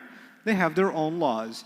All of them are what status? Again, tell me, how many properties of an ism should you know? What are they? Status, number, gender, type. Let me tell you, status is never a problem. Why? Permanently solved, rafa. Type is never a problem because one of the 7 things that are always proper, I made you write down 7 things that are proper. One of them was what? So 4 properties you have to know. 2 of them are guaranteed every time. Rafa and proper. Done. Only 2 properties left. What 2 properties? Number and those come from the meaning. Those come from what? What does huwa mean? Which means it's singular and masculine. What does huma mean? Both of them, which means it's 2 and masculine. What does hum mean? They, which means it's plural and now I know 4 properties of all of them. Let's try it. If I say, what are the 4 properties of anti? What are the 4 properties of anti? I want status, I want number, I want gender, I want type. Same 4 properties that we've been doing. What's the status? Why is it rafa? Because pronouns are rebels. But it has an E at the end. Do they care? No, because pronouns are rebels. It's rafa. Okay, what's the number for anti? Singular. What's the gender for anti? Feminine. Anta is masculine, anti is feminine. Good. What's the type for anti? It's proper. Why? Because they're always proper. Easy? So you can tell all 4 properties of these guys. Now, before I left you for the salah, I told you to learn each of them has cousins. Yes? So let me tell you what the difference is. The ones you memorized, huwa huma hum, hiya huma hunna, every time I do it, you do it with me because I already know it. Huwa huma hum, hiya huma hunna, anta antuma antum, anti antuma antunna, ana nahnu. All of these are called independent pronouns. I'll say that again. All of these are called what? Independent pronouns. And I have taught you that independent pronouns are always rafa. They're always what? Rafa. Each one of them has a cousin or 2 cousins. Those cousins can only be nasab or jar. The cousins can only be what? Nasab or jar. And each cousin can be either one. So, for example, what are the 2 cousins of huwa? Who or he. Who could be nasab or jar, and he could also be nasab or jar. But if you want rafa, you have to go to the independent original one, which is what? So the rafa version is huwa, the nasab version is who or he. The rafa version is huma, the nasab version is, what's the cousin of huma? Huma or hima. Those could be nasab and it could be jar. The rafa version is hum. What's the jar, nasab or jar version? Hum or him. The rafa version is hiya. What's the nasab or jar version? Good. That's why we learned the cousins. Ha. The rafa version is huma. Again. The nasab or jar version is huma or hima. The rafa version is hunna. The nasab or jar version is hunna or hinna. Okay. Anta is what version? Hold on. Anta is what version? Rafa version. What's the nasab or jar version of anta? Ka. Antuma. Nasab or jar version? Kuma. Antum. Kum. Anti. Ki. Antuma. Kuma. Antunna. Kunna. Ana. Ni or... Now, ana is the only cool one. Ni is nasab and e is jar. A little bit different. Ni is what? Nasab and e is jar. Every other one shares. But with ana, it gets a little selfish. It's self-centered. It's ana-centered. So it has a lot of ana. So the ni is nasab and the e is jar most of the time. And nahnu? Na. Nahnu, the nasab jar version is na. Yes. Correct. I'm not going to repeat that question because you like complications. Okay. Now watch this. If I say to you, oh, before I kept calling them cousins. We should give them a real name. How did I name these guys? What do I call these guys? Independent pronouns. Now I'll give those guys a name. Their name is attached pronouns. What's their name? Attached pronouns. So independent pronouns and attached pronouns. Just like people. Some people are independent. You know what that means? They're completely fine by themselves. They can spend 3 hours in a library, no problem. They can take a walk by the beach. They can go on a trip. They could do work. They can play video games by themselves. They are independent. And some people are what? Attached. What you doing? What you doing? Call me. Text me back. Why aren't you texting me back? Hey, I cannot exist without you. Breathe within my atmosphere. Some people are not independent. They are what? Some pronouns are not independent. They are what? The thing with attached pronouns is they're so clingy. They cannot exist by themselves. They have to attach to something. They have to what? Attach at the end of something. So the attached pronouns are never by themselves. They have to be at the end of a word, either an ism or a fi'l or a harf, but they have to be attached. Now, let me show you something.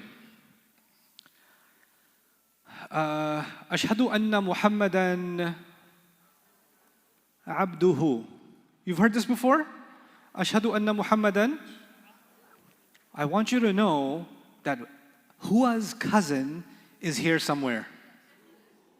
Who's Hua's cousin? Who? You see him? What's he attached to? It came at the end of Abdu. Okay, now, the attached version can only be what status? The attached version can only be nasab or, so I don't know if who is nasab and I don't know if who is, but I do know one thing. What is his original independent rafa version? So not only do I want you to go forwards, I also want you to go backwards. So if you see who, you should know who came from where? Hua. Okay. Let me show you something really cool. You see the word abdu? Is it light? Is it light? Okay. Does it have al on it? When a word is light and it doesn't have al on it, could be mudaf. The word who is the original version or the attached version? Attached versions can only be nasab or, but if it's nasab or jar and it has a good looking mudaf, it's jar, which means abdu is a mudaf and who is a mudaf ilayh. What do you put between a mudaf and a mudaf ilayh? Of slave, of his, which would easily translate into what? His slave. Okay, well, what about? I changed it. I used a different cousin. You should know, first of all, when you see a cousin, who did he come from? Who's he related to? So if I see ka, who's the original? What does anta mean? So ka also means you. Is abdu light? Does it have al on it? Could ka be nasab or jar? What does ka come from? What does it mean?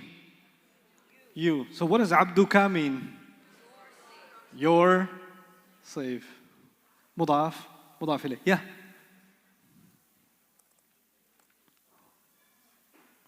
Yeah. No, pick one.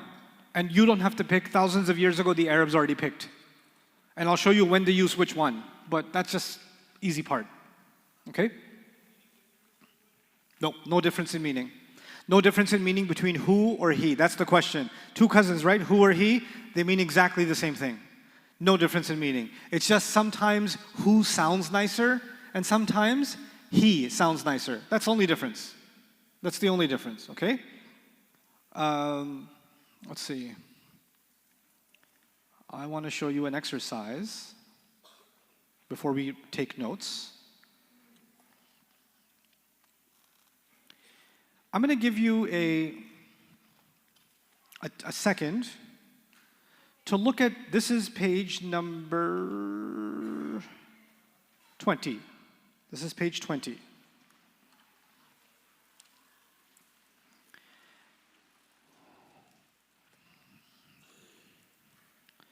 I want you to see if there are, if you see a pronoun, when you see a pronoun, you should ask yourself two questions, multiple choice question. Is it independent or is it attached? And if it's attached, who's the original cousin? Why is that important to ask who's the original cousin? That tells you what the meaning is. Okay? So, let's try number 7 together. Is there an attached pronoun? Okay, na. Na. What is the original of na? What does nahnu mean? So this has something to do with we or us. What status could this be? It could be nasab and it could be, I don't know enough yet. I don't know if the word alay is ism, fi'il or harf. I don't know enough. But I do know na can be nasab or jar. Okay. This one says qawm. You know the word qawm already, don't you? We saw qawm a number of times. What does this say? Qawm followed by e. Is e one of the cousins? Yes. Who's the original for e? Ana. What does ana mean? So qawmi must mean my nation. Sweet. Qawmi. Wa'adakum. I don't know if there's a pronoun or not. Is there? Where? Kum comes from antum, meaning you all. Wa'ada is a fi'il. You don't know fi'il yet. Wa'ada means he promised. What does the whole thing mean? He promised who? No, not them. Not them. This is why going back to the original is so important. Kum came from antum. What does antum mean? Y'all, not them. Y'all. Remember, any word with ant in it has to be translated with what word? You. You cannot use them here. When can you use them or they or she or he if the word has what in it? What letter? H. Huwa, huma, hum, hiya, huma, huna. Those are the theys and she's and all that. But the ant or the ka, that's all yous. So you can't use you, they here. You have to say all of you. Okay? بِأَنَّهُمْ. My question is the hum here rafa', nasb, or jar? That's my question. Huh? Nasb or jar. And how do I know it's not rafa'? Because rafa' ones like to be what? Independent. And this guy is attached. So even though he looks like his independent cousin, homeboy is attached. Sorry, you're nasab or jar. You got it? When we say قُلْ هُوَ اللَّهُ أَحَدٌ, you recite that all the time. قُلْ هُوَ Allahu Ahad. What's the status of huwa? Why? Why is it rafa'? Because it's independent. Okay, Allahu Samad, lam yalid, wa lam yulad, wa lam yakun lahu. Lahu. Did you hear a who? Is that the independent or the attached? Which means it can only be what? It could be nasab and it could be? Okay. Alam tara kayfa fa'ala rabbuka. Alam tara kayfa fa'ala rabbuka. Is ka a cousin? So it can only be what? Nasab or? Okay. Alam tara kayfa fa'ala rabbu. By the way, what does ka mean? Where does ka come from? What does it mean? Comes from you? Comes from anta? You. So this question, write this on top of page 20 here. I'll tell you what to write.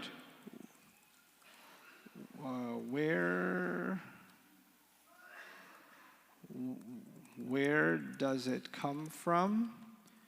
What does it mean? And then, what is the status? 3 questions, every time, with every pronoun. Where does it come from? What does it mean? What's the status? Train yourself. Every time you see a pronoun, where does it come from? What does it mean? What's the status? Where does it come from? What does it mean? What's the status? Get used to this thought process. Some people skip the first step. What's the first step here? Where does it come from? So they take kum and they make it they. Very common mistake. Very common mistake among students. Why? Because kum is plural, and in the English mind, the first thing that comes in your head subconsciously with plural is they. So you quickly make a mistake. Don't do that. Always take it back and take your time a little bit, and then eventually it'll become second nature. Don't try to speed up the process. Just like in math, when you try to solve a problem quickly, you mess up. So take the steps. Where does it come from? What does it mean? What's the status? Okay? Now, listen to me, and then we'll go back to the exercises. ألم تر كيف فعل ربك بأصحاب الفيل ألم يجعل كيدهم It's attached, huh? What's the process? I heard home. First question. Where does home come from? Home originally. And home means what? They. What does it mean? They. Home means they. That's my second. And then, what's the status? كيدهم. Nasab or jar? Nasab or jar, yes.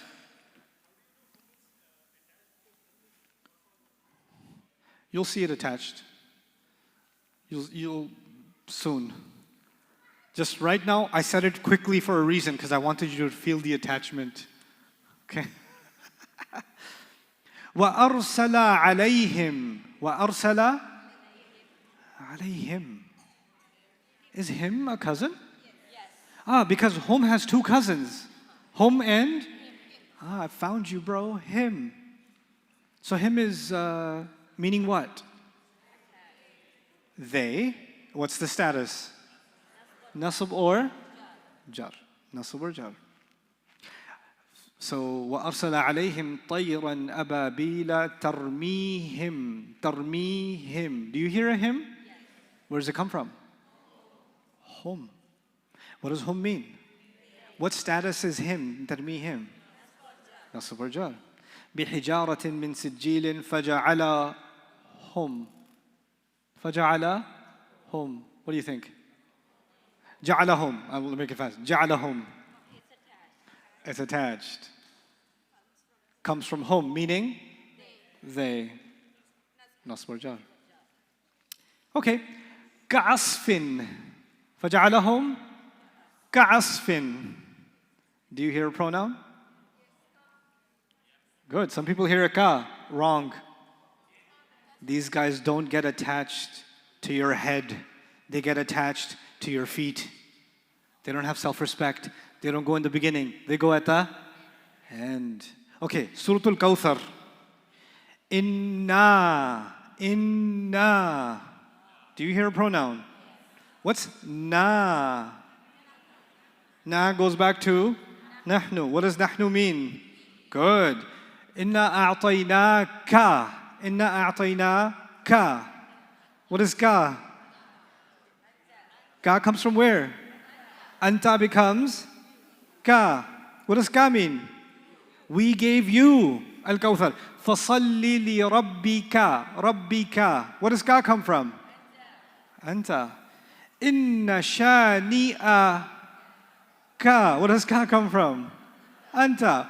Huwa. Ooh, new one. Huwa. Independent. So what status? Rafa. Huwa al-abtaru. Yeah.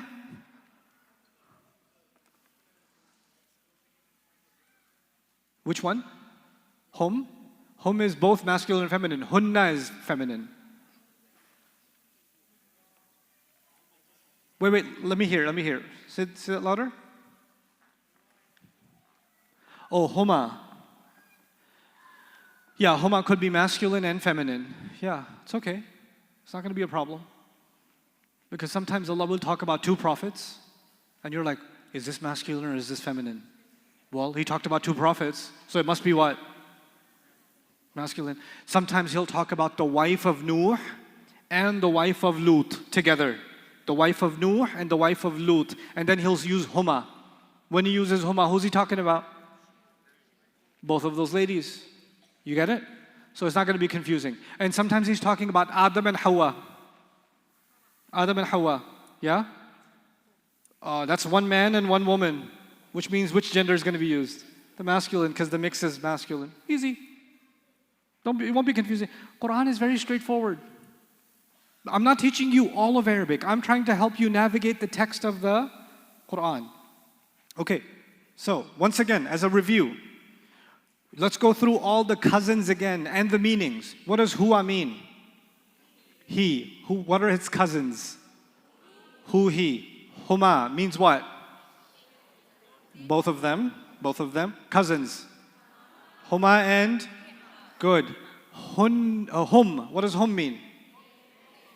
They. Cousins. Hum, him. Hiya.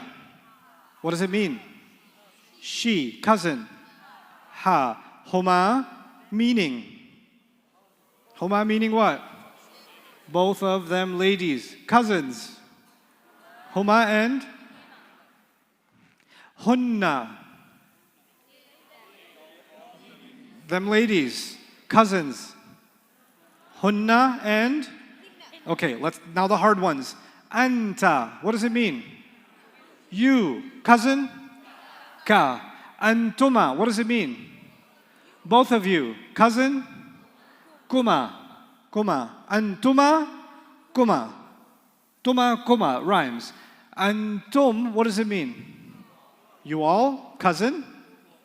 Kum. What does it mean? So all of you? All of you. Anti. What does it mean?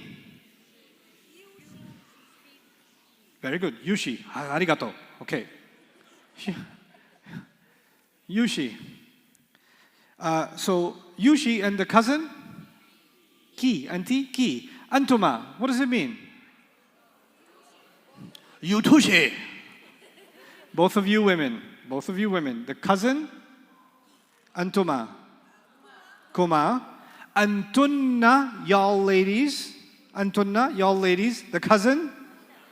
Kunna. Ana, what does it mean? I. The cousins? E or ni. Which one is nasab? Ni for nasab, N for nasab. Ni for nasab. Nahnu, what does it mean? We. The cousin? Now, if you thought Rafa and Sajjad is going to mess up your listening of the Quran, pronouns are everywhere. They are everywhere. Okay? Let's see. Can you identify the pronoun in innani? Ni comes from where? I, ana. Ana. What does it mean? Good. Minhu. Who? Who's who? Huwa. Cool. Bihi. He is cousins with huwa. So it still means him, right? Him or his. Okay? Is the identification getting a little easier? Rabbiki. Ki comes from, what does anti mean? Yushi. This is the angels talking to Maryam. Your God, your master, talking to Maryam. She's a female, so Rabbi ki. Okay? Alqiha. Ha. Hiya. Good. She. Good. Yahdihi. Huwa. Huwa. What do you know about the status? Whenever it's independent, what status is it? Whenever it's attached, what status is it? Whenever it's independent, it's Rafa. Whenever it's attached, it's nice. Very nice. Let me tell you a little secret. Whenever, don't write this down, just listen and read also. Whenever a pronoun, you know the pronouns now? Is attached, and you know when they're attached, to an ism.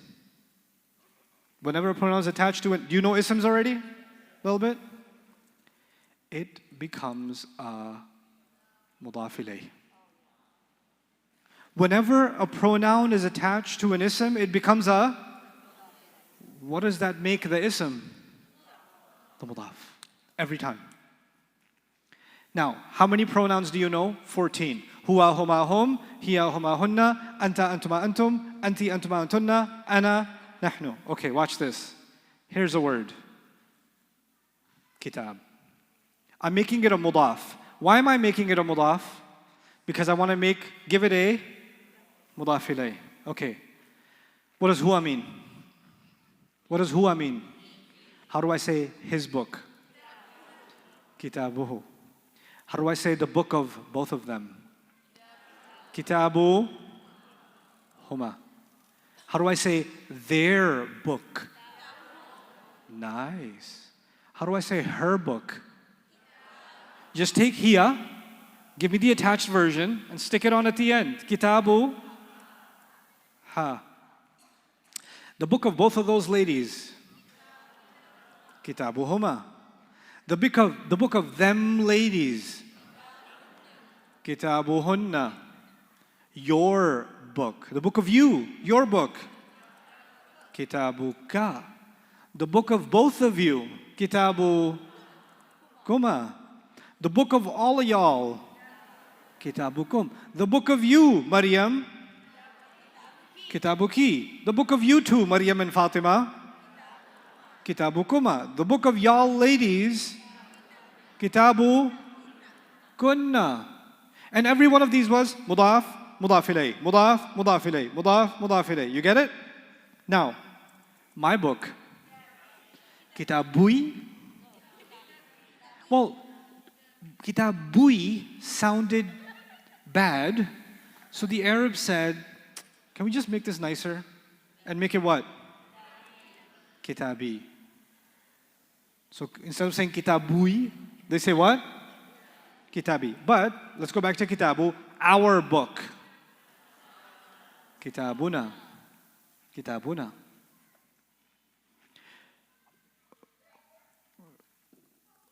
Lakum dinukum waliyadin. You read that a bajillion times. Do you see any pronouns? Kum. Where does kum come from? Antum. Some people said, where does kum come from? Ustad Nouman. Where does kum come from? What does it mean? You all.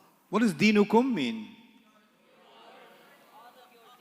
Uses religion, y'all's religion, the religion of you all. The religion of you all. Lakum dinukum. Okay? Nope, they're not. As you shall soon see. Hunna. What does it mean? Let's finish this practice. Them ladies. Rafa nasab or jar? Why? Independent. Nasiruhuma. Attached. Could be nasab or jar. What does it mean? Well, first questions first. Where does it come from? What does it mean? What is the status? What's the first question? Yeah, so what's the answer? Where does it come from? Homa. What does homa mean? I think it means both of you, right? Both of you? Both of you. Both of you. Say both of you. Just do it. Just say it. Both of them ladies. Both of them duties, ladies, lady dude. Could be. Could be. Yeah, nowadays, yeah. Okay, so Nasiru Homa, both of them. Homa. Both of them. Status. Rafa. Hum. You all. You all. You. We. I. They. Status. Kitabu kunna. Kunna comes from antunna, which means them ladies. Y'all ladies. Some of you are like, them ladies. Akhraja huma. Homa. This is too much exercise. My brain's hurting. Okay, I'll give you a break. I'll tell you a joke. I'll tell you a story. It's not really a joke. It's a tragic story. So, you know, all these pronouns. I didn't know that I speak Urdu originally. And I didn't know that Urdu has many varieties.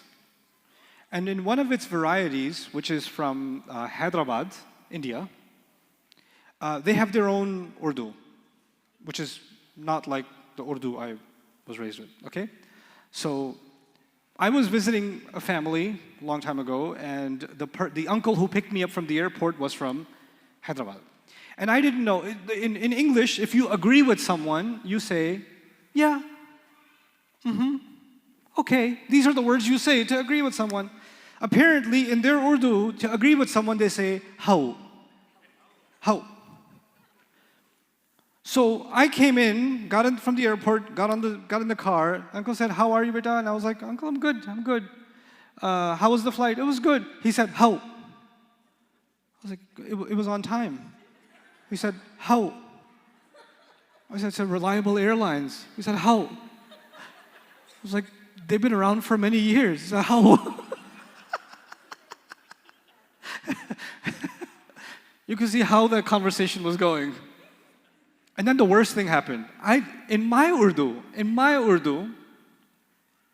the word for iron is istri. And in their Urdu, the word for iron, the word istri means woman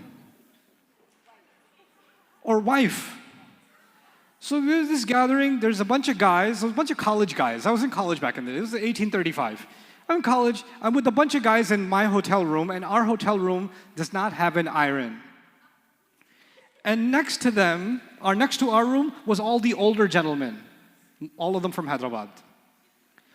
So, and the customer service, the front desk was not picking up the phone, so I decided to knock on the door and ask for an iron. So I go next door, I knock on the door, and Uncle opens up the door, and I said, we need to iron our clothes. We need an istri. He said, we know.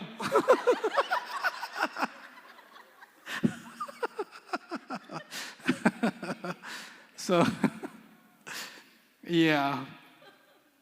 You should really learn the language. This happens to me a lot, by the way. Language confusions, all the time. Especially in England. In England, the first time I went to England, I kid you not, I didn't know. In New York, we call a Coke or a 7-Up, we call it soda. Okay, in the Midwest, they call it pop. They call it pop or soda pop. I didn't know that in England, many people call it a fizzy. A fizzy. So I'm driving with this guy who's an imam. He goes, hey, Ustad, you fancy a fizzy, yeah? I was like, I will do no such thing, sir.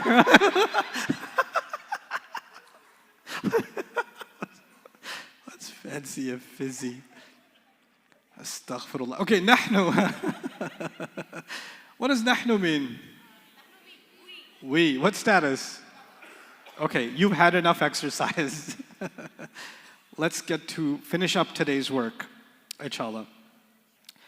Mudaf and, actually, let me read the notes. You don't have to write this because it's already in your notes, so let's show you that. This is going to be on page, I believe, 21.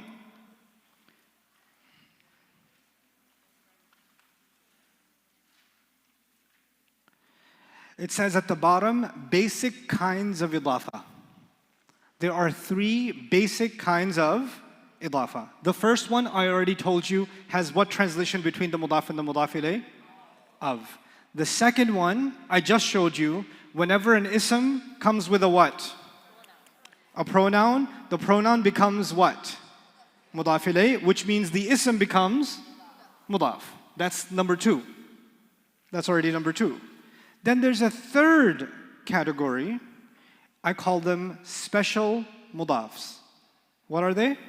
Special mudafs. Now, do you remember the definition of an ism that we did many moons ago? What did I tell you about an ism? Ism is a what? Person, place, thing, idea, adjective, adverb, and the next page is what I mean by more. This page. These words are, you can almost say, they're considered ism because the Arabs said so. I would have called them harf, but they're not. They're ism. They are what? Ism. And here's something else you should know about them. 99.999% of the time, if you see one of these words, it's going to be a mudaf.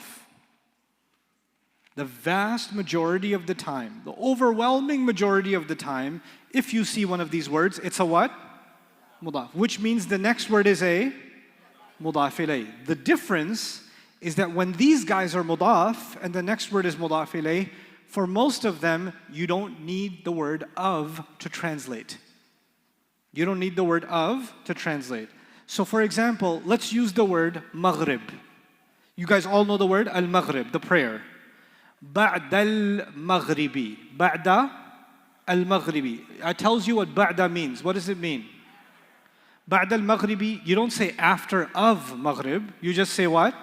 After maghrib. Right next to it, it should have been qabla. Qabla is over here. قبل المغربي. Before, not before of maghrib, just before maghrib. Okay, now, if I say masjid, تحت المسجد. تحت المسجد. What does it mean? Below the masjid. فوق المسجد. Above the masjid. خلف المسجد. Behind the masjid. أمام المسجد. Not imam, amam. أمام المسجد. In front of the masjid. قدام المسجد. Another word for in front of. You can put an X on this word. It's not in the Quran. So قدام is not in the Quran. Okay? وراء المسجد. What's وراء المسجد? Beyond the masjid or behind the masjid also. بين let's say بين المسجدين.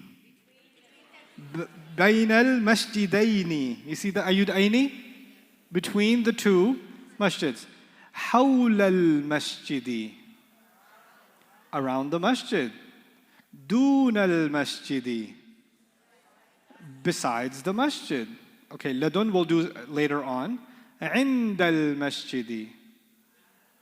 At the masjid. At the masjid. It can also mean the masjid has, but I'll teach you that later on. مع المسجد. That's your question. Remember ma'a, with?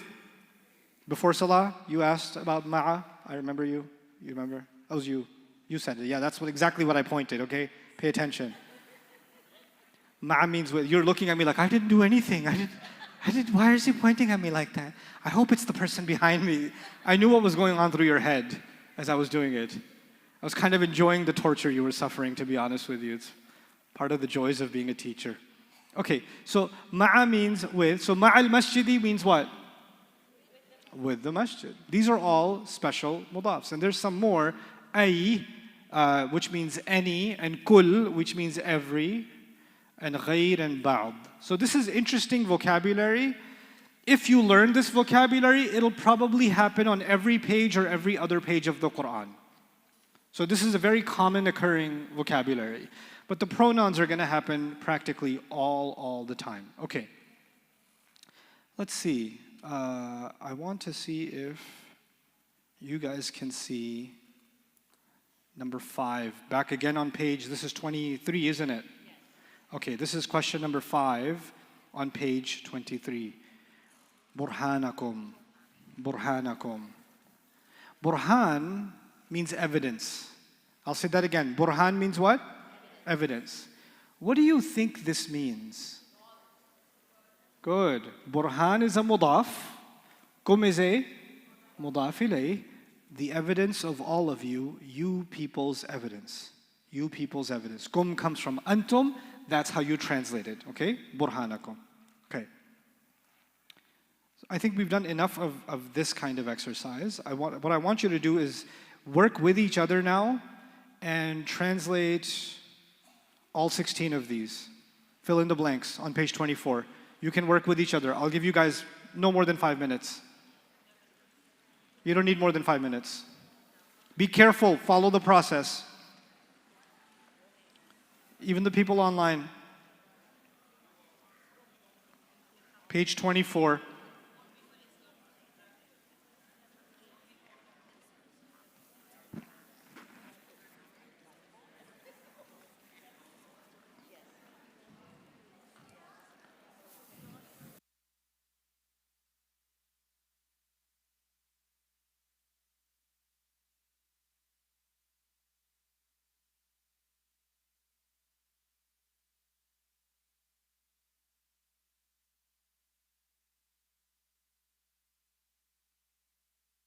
Nuaim, raise your hand. Nuaim, raise your hand. That's Nuaim. He's my teacher's assistant. If you are confused, you can ask him. Go on that side.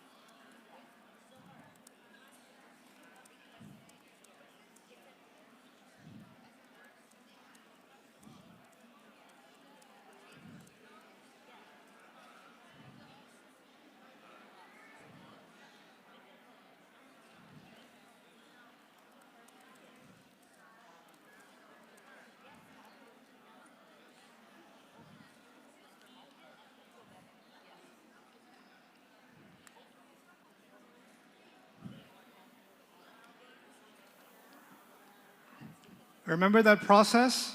Where does it come from? What does it mean? It'll help you. Stick to the process.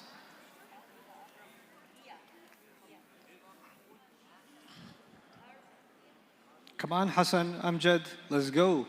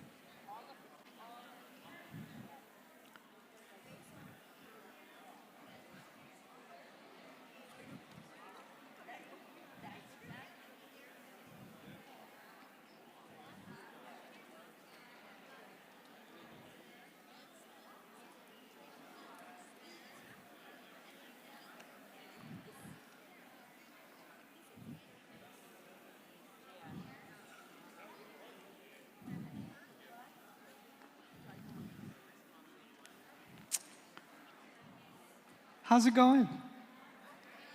Badly? How many people struggling? Show of hands, struggling. Okay, good. Good. You're supposed to struggle, it's okay. I'll help you.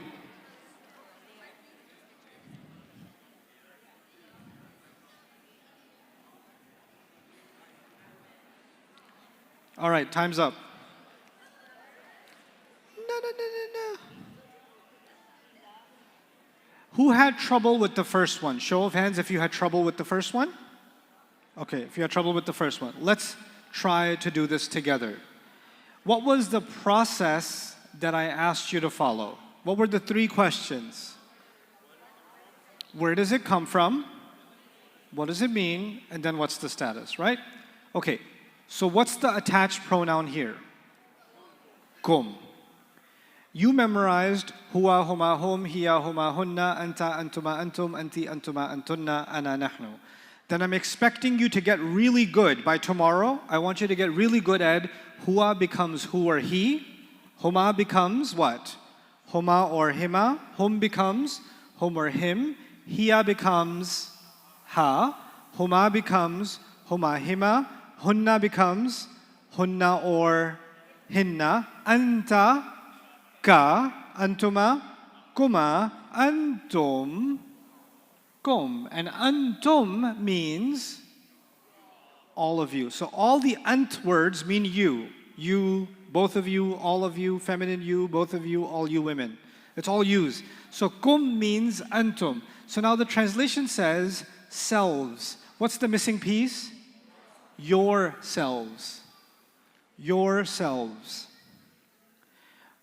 Baghyukum, same problem, same solution. So what's the meaning? All of your rebellion. Anybody have trouble with number 3? If you had trouble with number 3, what is the origin of ha? Which means she. So whose glitter? Her glitter. Amru na. Whose command? Where does na come from? Same process. Na comes from nahnu. So that means our command. Our command. Qawmahum. Yes, question. Yes.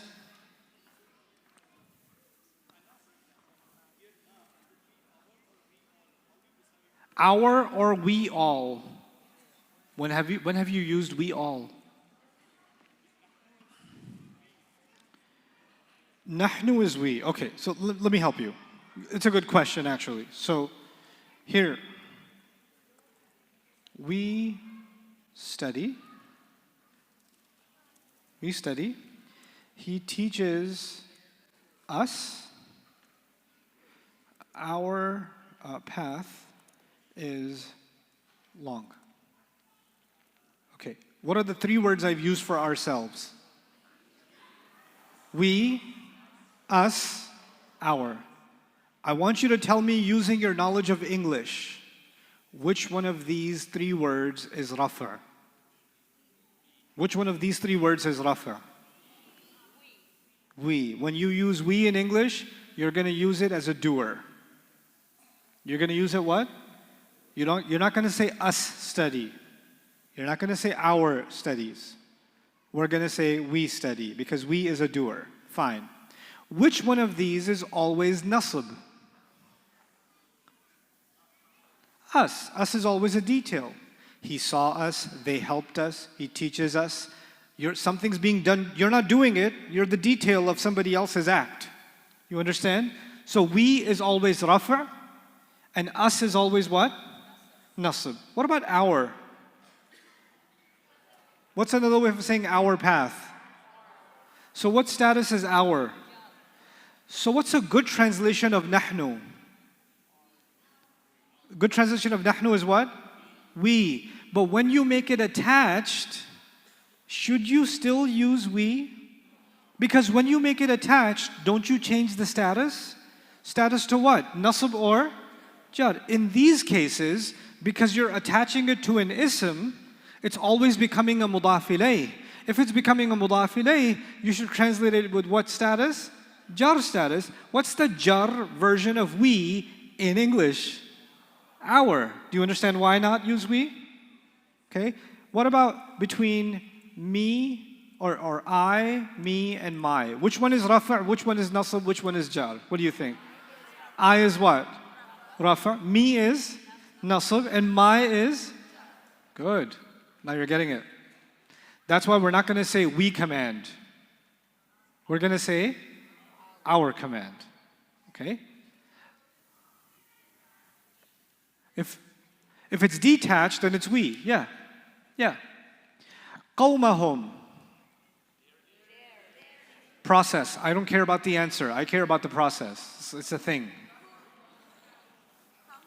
Hum comes from hum, which means they. So qawmahum becomes their nation. Very nice. Yep. Ahluha. Process. Ha came from hiya. Hiya means she. So ahluha means her family. This one is tricky. This next one is tricky. And I'll tell you why. Hudud means limits. Hudud means what? Limits.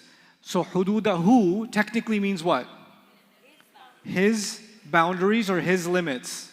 Now, the thing is, if you have a home, and you say, this is my boundary. This is my boundary. Or you're a parent and you tell your child, you can't be out after 7 p.m. This is my boundary. Who set the boundary? The parent set the boundary and said, the parent said to the child, this is my what? Boundary. The child says to his friend, I can't go out. This is my boundary. The child also says what? This is my, but they mean two different things. The child is saying, I am stuck inside these boundaries. The parent is saying, I'm the one who set these boundaries, but they're both using the same exact phrase, which is what? My boundaries. These are my boundaries. The one who said it and the one who's held by it are using the same phrase. Now, has Allah set boundaries on us? He has. If they apply to me, I will say, those are my boundaries. When Allah sets them, He can also say what? Those are His boundaries. But I want to make sure I translate in a way that's clear that when Allah is saying it, He's saying that He set the boundaries and no boundaries apply on Him. So instead of saying His boundaries, which could be taken in two ways, the parent way and the child way, you understand?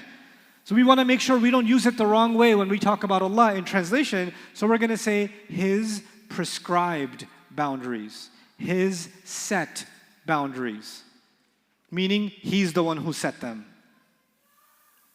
Okay, so we'll add the word prescribed just as a precaution so no one misunderstands what we're saying when we say these are the boundaries set by Allah.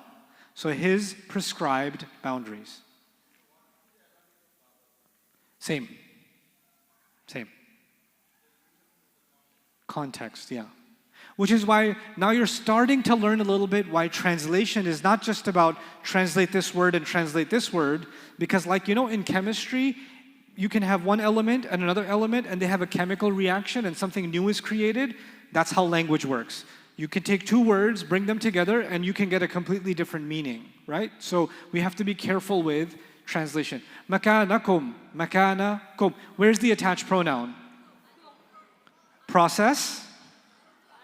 Antum, good. What does antum mean? You all. Makanakum. The place of you all. Or y'all's place. Your place, all of you. Bimithlihi. Bimithlihi.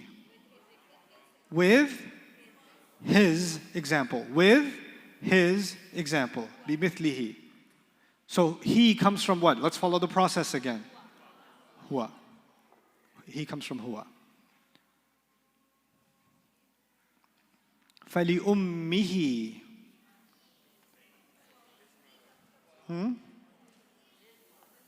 What does he mean? Where does it come from? Meaning, then for his mother. أهلهن. أهلهن. Them ladies or you ladies? We have to decide. Why isn't it you ladies? That would be kunna. Good job. Hinna, them ladies. Ahlihinna? Their family, meaning those women's family. Okay? Those women's family. Ihdahunna. One of them ladies. One of them, hunna is hunna. One of them ladies. We've done kum enough times, so I think you're comfortable with it now. What does kum mean? You all, shuraka'ukum, y'all's partners or associates. Saduqatihinna. Ooh, this is a trouble word for a lot of people. Man, a lot of families, millions of families in the Muslim world are in trouble because of this word. Saduqatihinna. What does it mean? Yeah, their dowries. How did I translate? Yeah, marriage gifts. It's said gifts, but actually, so the word, you know what sidq means in Arabic? Sidq. True, yeah. Saduqa, saduqatun, saduqatan, saduqatin, saduqatani, saduqataini, saduqataini, saduqatun, saduqatin, saduqatin. Now, there's a difference between sadaqa and saduqa. Sadaqatun and saduqatun. Now in fundraisers, what do we give? Sadaqatun. Sadaqa is charity. Saduqa, with a dhamma, is what makes the marriage true. Sidq. Sidq means truth. So when you give saduqa, what we normally call the meher, making the relationship substantial, real, truthful, you have to give a saduqa. So it's actually not a gift. What's happened for a lot of people is their idea of saduqa has turned into what? Sadaqah. It's optional, you know. Allah commands, Atun nisa'a saduqatihinna nihlatan. Give women their mandatory marriage gifts that make the relationship valid. Loaded term, saduqat. Give it happily and quickly. Give it happily and quickly. The two things we don't do. One, we don't give it. When we give it, it's definitely not happily. And even if we want to give it happily, we definitely don't give it quickly. And if it's quickly, then it's not happily. Saduqatihinna nihlatan. But our tajweed is really good. You know, the ahkam. Amali. Process. E comes from ana. Ana means I. Amali means my work. Rabbika. Fasabbih bihamdi Rabbika. Anta means what? You. Masculine. Your master. إذا جاء نصر الله والفتح ورأيت الناس يدخلون في دين الله أفواجا فسبح بحمد ربي واستغفره. واستغفر. What do you think that is? هو. إنه. هو again كان توابا. Okay. Now you know a little bit about mudaf, mudaf ilayh. You also know a little bit about pronouns and attached pronouns. Attached pronouns are everywhere, everywhere. Pay attention today in salah. And from the beginning, it's going to start messing you up a little bit. Even the surah you just memorized or just recited. إِذَا جَاءَ what? نَصْرُ اللَّهِ وَالْفَتْحُ وَرَأَيْتَ النَّاسَ يَدْخُلُونَ فِي دِينِ اللَّهِ أَفْوَاجًا فَسَبِّحْ بِحَمْدِ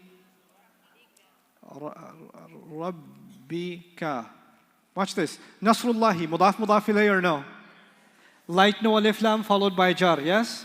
The help of Allah. Deenillah.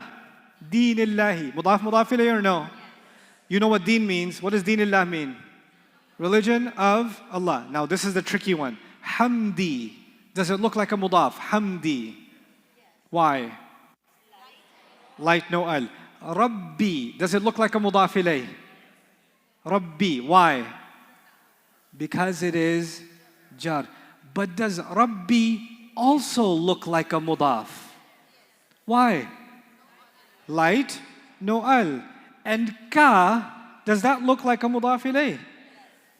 So there's two ofs. If hamd means praise, oversimplifying, if hamd means praise, and Rabb means master, and ka means you, what does hamdi rabbika mean?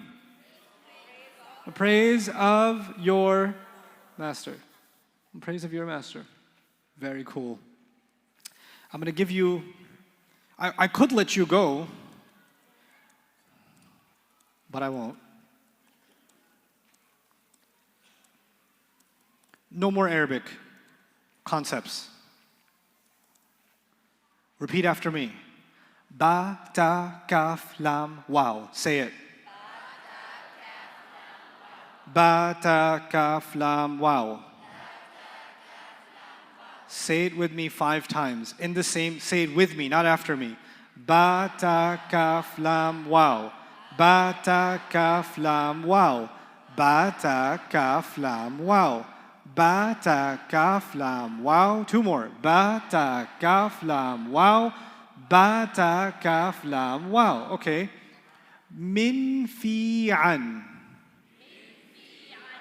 Ba, ta, kaf, lam, wow. Min, fi, an. Ba, ta, kaf, lam, wow. Min, fi, an. Ba, ta, kaf, lam, wow. Min, fi, an. Ba, ta, kaf, lam, wow. Min, fi, an. Ba, ta, kaf, lam, wow, min, fi, an. I would like 5 volunteers. Take a mic. I want to hear this. I want to hear this disaster. Make them famous. Come on. Ba, ta, kaf, lam, wow, min, fi, an. Who's got it? Show of hands so I know who not to pick. Okay, go ahead. Give her. You're next to her now.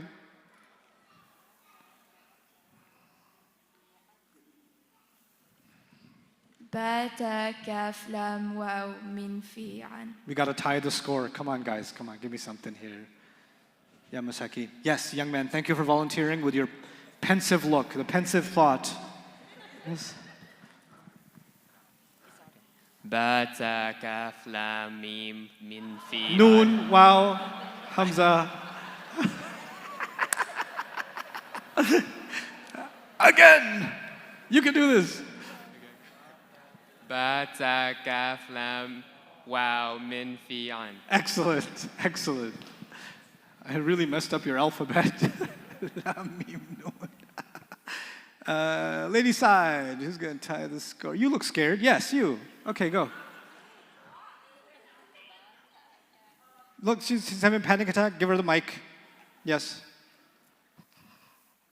Put me on the camera. No, you're not on my camera. Oh, Lord. Ba, ta, kaf, lam, wow, min, fi, an. Good job. Good job. Let's see. Who's avoiding eye contact is what I want to know. Oh, you look scared. Okay, you. There it is. I read fear in your eye. No, right here. Hey, look at the nervous. Yeah. Ba, ta, kaf, lam, wow, min, fi, an. Excellent job. Everybody together. Ba, ta, kaf, lam, wow, min, fi, an, ala, hatta, ila. Ba, ta, kaf, lam, wow, min, fi, an, ala, hatta, ila. Ba, ta, kaf, lam, wow, min, fi, an, ala, hatta, ila. Ba, ta, kaf, lam, wow, min, fi, an, ala, hatta, ila. 5 more times. It's okay. Turn into zombies. It's okay. Ba, ta, kaf, lam, wow, min, fi, an, ala, hatta, ila. Ba, ta, kaf, lam, wow, min, fi, an, ala, hatta, ila. Ba, ta, kaf, lam, wow, min, fi, an, ala, hatta, ila. Ba, ta, kaf, lam, wow, min, fi, an, ala, hatta, ila. say it to each other 2 times each. Let's go now. 30 seconds. Come on.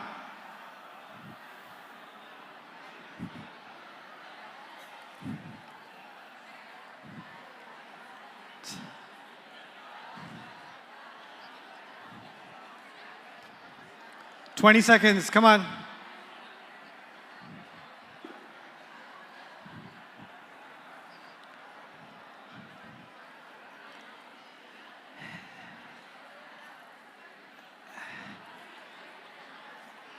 "10 seconds.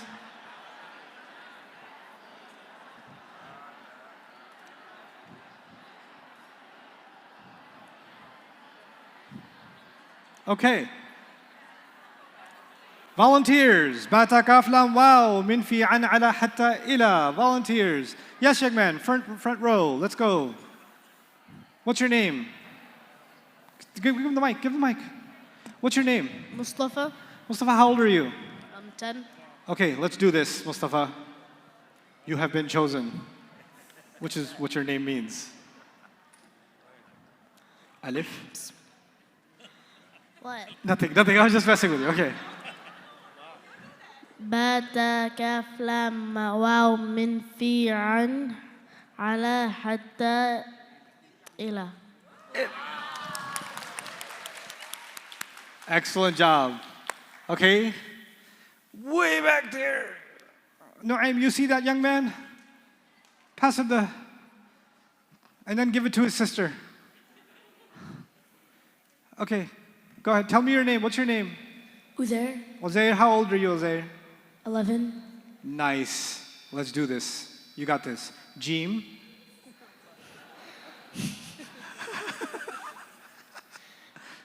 باتا كاف لام واو من في عن على حتى إلى. Wow. That's what we call in Mortal Kombat a flawless victory. Very good. And your sister? No thanks? Okay, and your older sister? No, no choice. No choice. It's happening. It's too late now. Now you have the mic in your hand. What's your name? منها Manha, go ahead. باتا كاف لام واو من في عن على حتى إلى. Only one problem. Min fi'an. Excellent job, Manha. Good job. Good confidence. Very nice. MashaAllah. Okay. Everybody together. One last time. Ba, ta, kaf, lam, waw, min, fi'an, ala, hatta, ila. Today's studying pronouns became a lot easier because you had already been suffering from memorizing them for a couple of days. Huwa, huma, hum, hiya, huma, hunna, anta, antuma, antum, anti, antuma, antunna, ana, nahnu. I explained that stuff to you today, but it was already sitting in your head for a little bit. This is what I'm doing for you. I'm preparing you for tomorrow because we're going to do this, but I'm already settling it in your mind a little bit. These are 11 words. Ba, ta, kaf, lam, waw, min, fi, an, ala, hatta, ila. I'm going to explain this in detail tomorrow, but listen carefully. There are 3 kinds of words in Arabic. They are ism, fi'il, harf. This is our first group of harf. This is our first group of what? They're really cool. They're called the harf of jar. They're called what again? The harf of jar. They only have one. The thing about harf is they're great. Harf are great. They have no properties. They have no status. They have no number. They have no gender. They have no type. They have no nothing. They just have a job, one job. You go to harf and you say, hey, listen, harf. I know you don't make sense unless what? Something comes after you, harf of jar. Your only job, he says, yes sir, I'm ready. Your only job is to make sure whoever comes after you becomes jar. That's all you got to do. Just make sure you jarify anybody you touch. Who's going to jarify? Ba, who else? Ta, who else? Kaf, lam, waw, min, fi, an, ala, hatta, ila. You come across these guys in the Quran and there's an ism after them. That ism is going to be what? Is going to be jar. Look at this. When we start eating our food, we say what? Bi. Is that one of them? It's one of them, isn't it? So what happened to ism? Bismi, because B said, hey, I'm right here, you got a jar. Bismi. Bismillah ar-Rahman ar-Rahim. That's why ismi is said. We don't say ismu, we don't say isma. We say ismi. And why do we say it? Because the harf of jar said, you gotta be jarred, because I'm a harf of jar. This is what I do. This is my job, sir. Okay? We read, أَلَمْ تَرَ كَيْفَ فَعَلَ رَبُّكَ بِأَصْحَابِ الْفِيلِ أَلَمْ يَجْعَلْ كَيْدَهُمْ فِي تَضْلِيلٍ وَأَرْسَلَ عَلَيْهِمْ طَيْرًا أَبَابِيلَ تَرْمِيهِمْ بِحِجَارَةٍ مِّن سِجِيلٍ فَجَعَلَهُمْ Ka. Is kaf one of them? Ba, ta is one of them. What happened to asf? Ka'asfin. Because ba. You see somebody in the masjid and you look at their face and you say, A'udhu billahi. Min, is min part of this group? I don't believe you. Say the whole group. Ba, ta, kaf, lam, waw. Min is a member, certified member. Minash shaitani. Because min made it shaitani. Okay? That same person who you looked at when you walked into the masjid, they left. You say, Alhamdu li. Is lam part of this group? Ba, ta, kaf. Alhamdu lillahi. Lillahi. Okay, there's a really cute boy. He gives the iqamah sometimes in the masjid on the mic. He says, Hayya ala salatu. That's what he says. Hayya ala salatu. Is ala part of this? Ba, ta. Say it with me. I already know it. Ba, ta, kaf, lam, waw, min, fi, an. Ala has one job, just one job. What is ala's job? Jarrafai. And what does this cute little boy do? Hayya ala salah too. And ala says, La'a. It's supposed to be Hayya ala salah ti. Because of ala. Allahumma salli. Ala, harf of what? Harf of what? So any word that comes after harf of jar, what should happen? So how do you say Muhammad after ala? That's why you say Muhammadin. Because ala says, I'm a harf of jar. I've got to jarrafy whatever comes after me. Allahumma salli ala Muhammadin. Surah Laylatul Qadr, right? The surah of the Ayatul Qadr. Salamun hiya hatta. Is hatta a member of this group? Is he a platinum member? Yeah? Prove it to me. Ba, ta, kaf, lam, waw, min, fi, an, ala. Salamun hiya hatta matla'i. Matla'i. Why did it become matla'i? Harf jar. So now we know two reasons why a word should be jar in Arabic. Two reasons why a word should be jar. Either it's jar because it got beat up by a harf of jar, or it's jar because it's a mudaf ilayh. Okay? And there's a big difference between them. When it's a mudaf ilayh, the mudaf is an ism and the mudaf ilayh is an ism. But when it's beat up by a harf of jar, the first word is not a mudaf, the first word is a harf. A harf is not an ism. An ism, a mudaf can only be an ism. So it's just a harf of jar and then its victim. The harf of jar and its victim. Notice hatta matla' al-fajr. Hatta is a harf jar. What did it do to matla'? Made a jar. What happened to matla'? It's light, no al. And al-fajr became jar. What's the relationship between matla' al-fajr? That's mudaf and mudaf ilayh. Okay? That's mudaf and mudaf ilayh. Cool, huh? This is getting pretty sweet. Last thing, just help me out here. Alhamdulillahi Rabbil Alameen Ar-Rahman Ar-Rahim Maliki Yawmiddin. Ka. Have you learned ka today? What's ka? What's ka? Come from where? What does it mean? Wa iyyaka nasta'in. Ihdi na. Ihdi na. What's na? Comes from where? Guide us. Ihdina. صراط الذين أنعمت عليهم. Which means what? them. غير المغضوب عليهم ولا الضالين. Pronouns all over the place. حرف of jar all over the place. When you say أعوذ بالله من الشيطان الرجيم, how many حرف of jar in أعوذ بالله من الشيطان الرجيم? How many حرف of jar? 2. قل أعوذ برب الناس ملك الناس إله الناس. Is min one of them? What's going to happen to shar because of min? من شر الوسواس الخناس الذي يوسوس. Is fi one of them? Bata kaf lam waw min fi. What should happen to sudur? How are you going to read it? Fi sudurin nas min al jinnati wan nas. Inna a'tainaka al kawthar fasalli li. Is a harf of jar or no? Bata kaf lam. What should happen to the word Rabb? That's why fasalli li rabbika wanhar. Fasalli li rabbika wanhar. Cool, huh? Now you're really going to enjoy Salah today. Go fire your brains up. Barakallahu li wa lakum. I'll see you tomorrow, inshallah.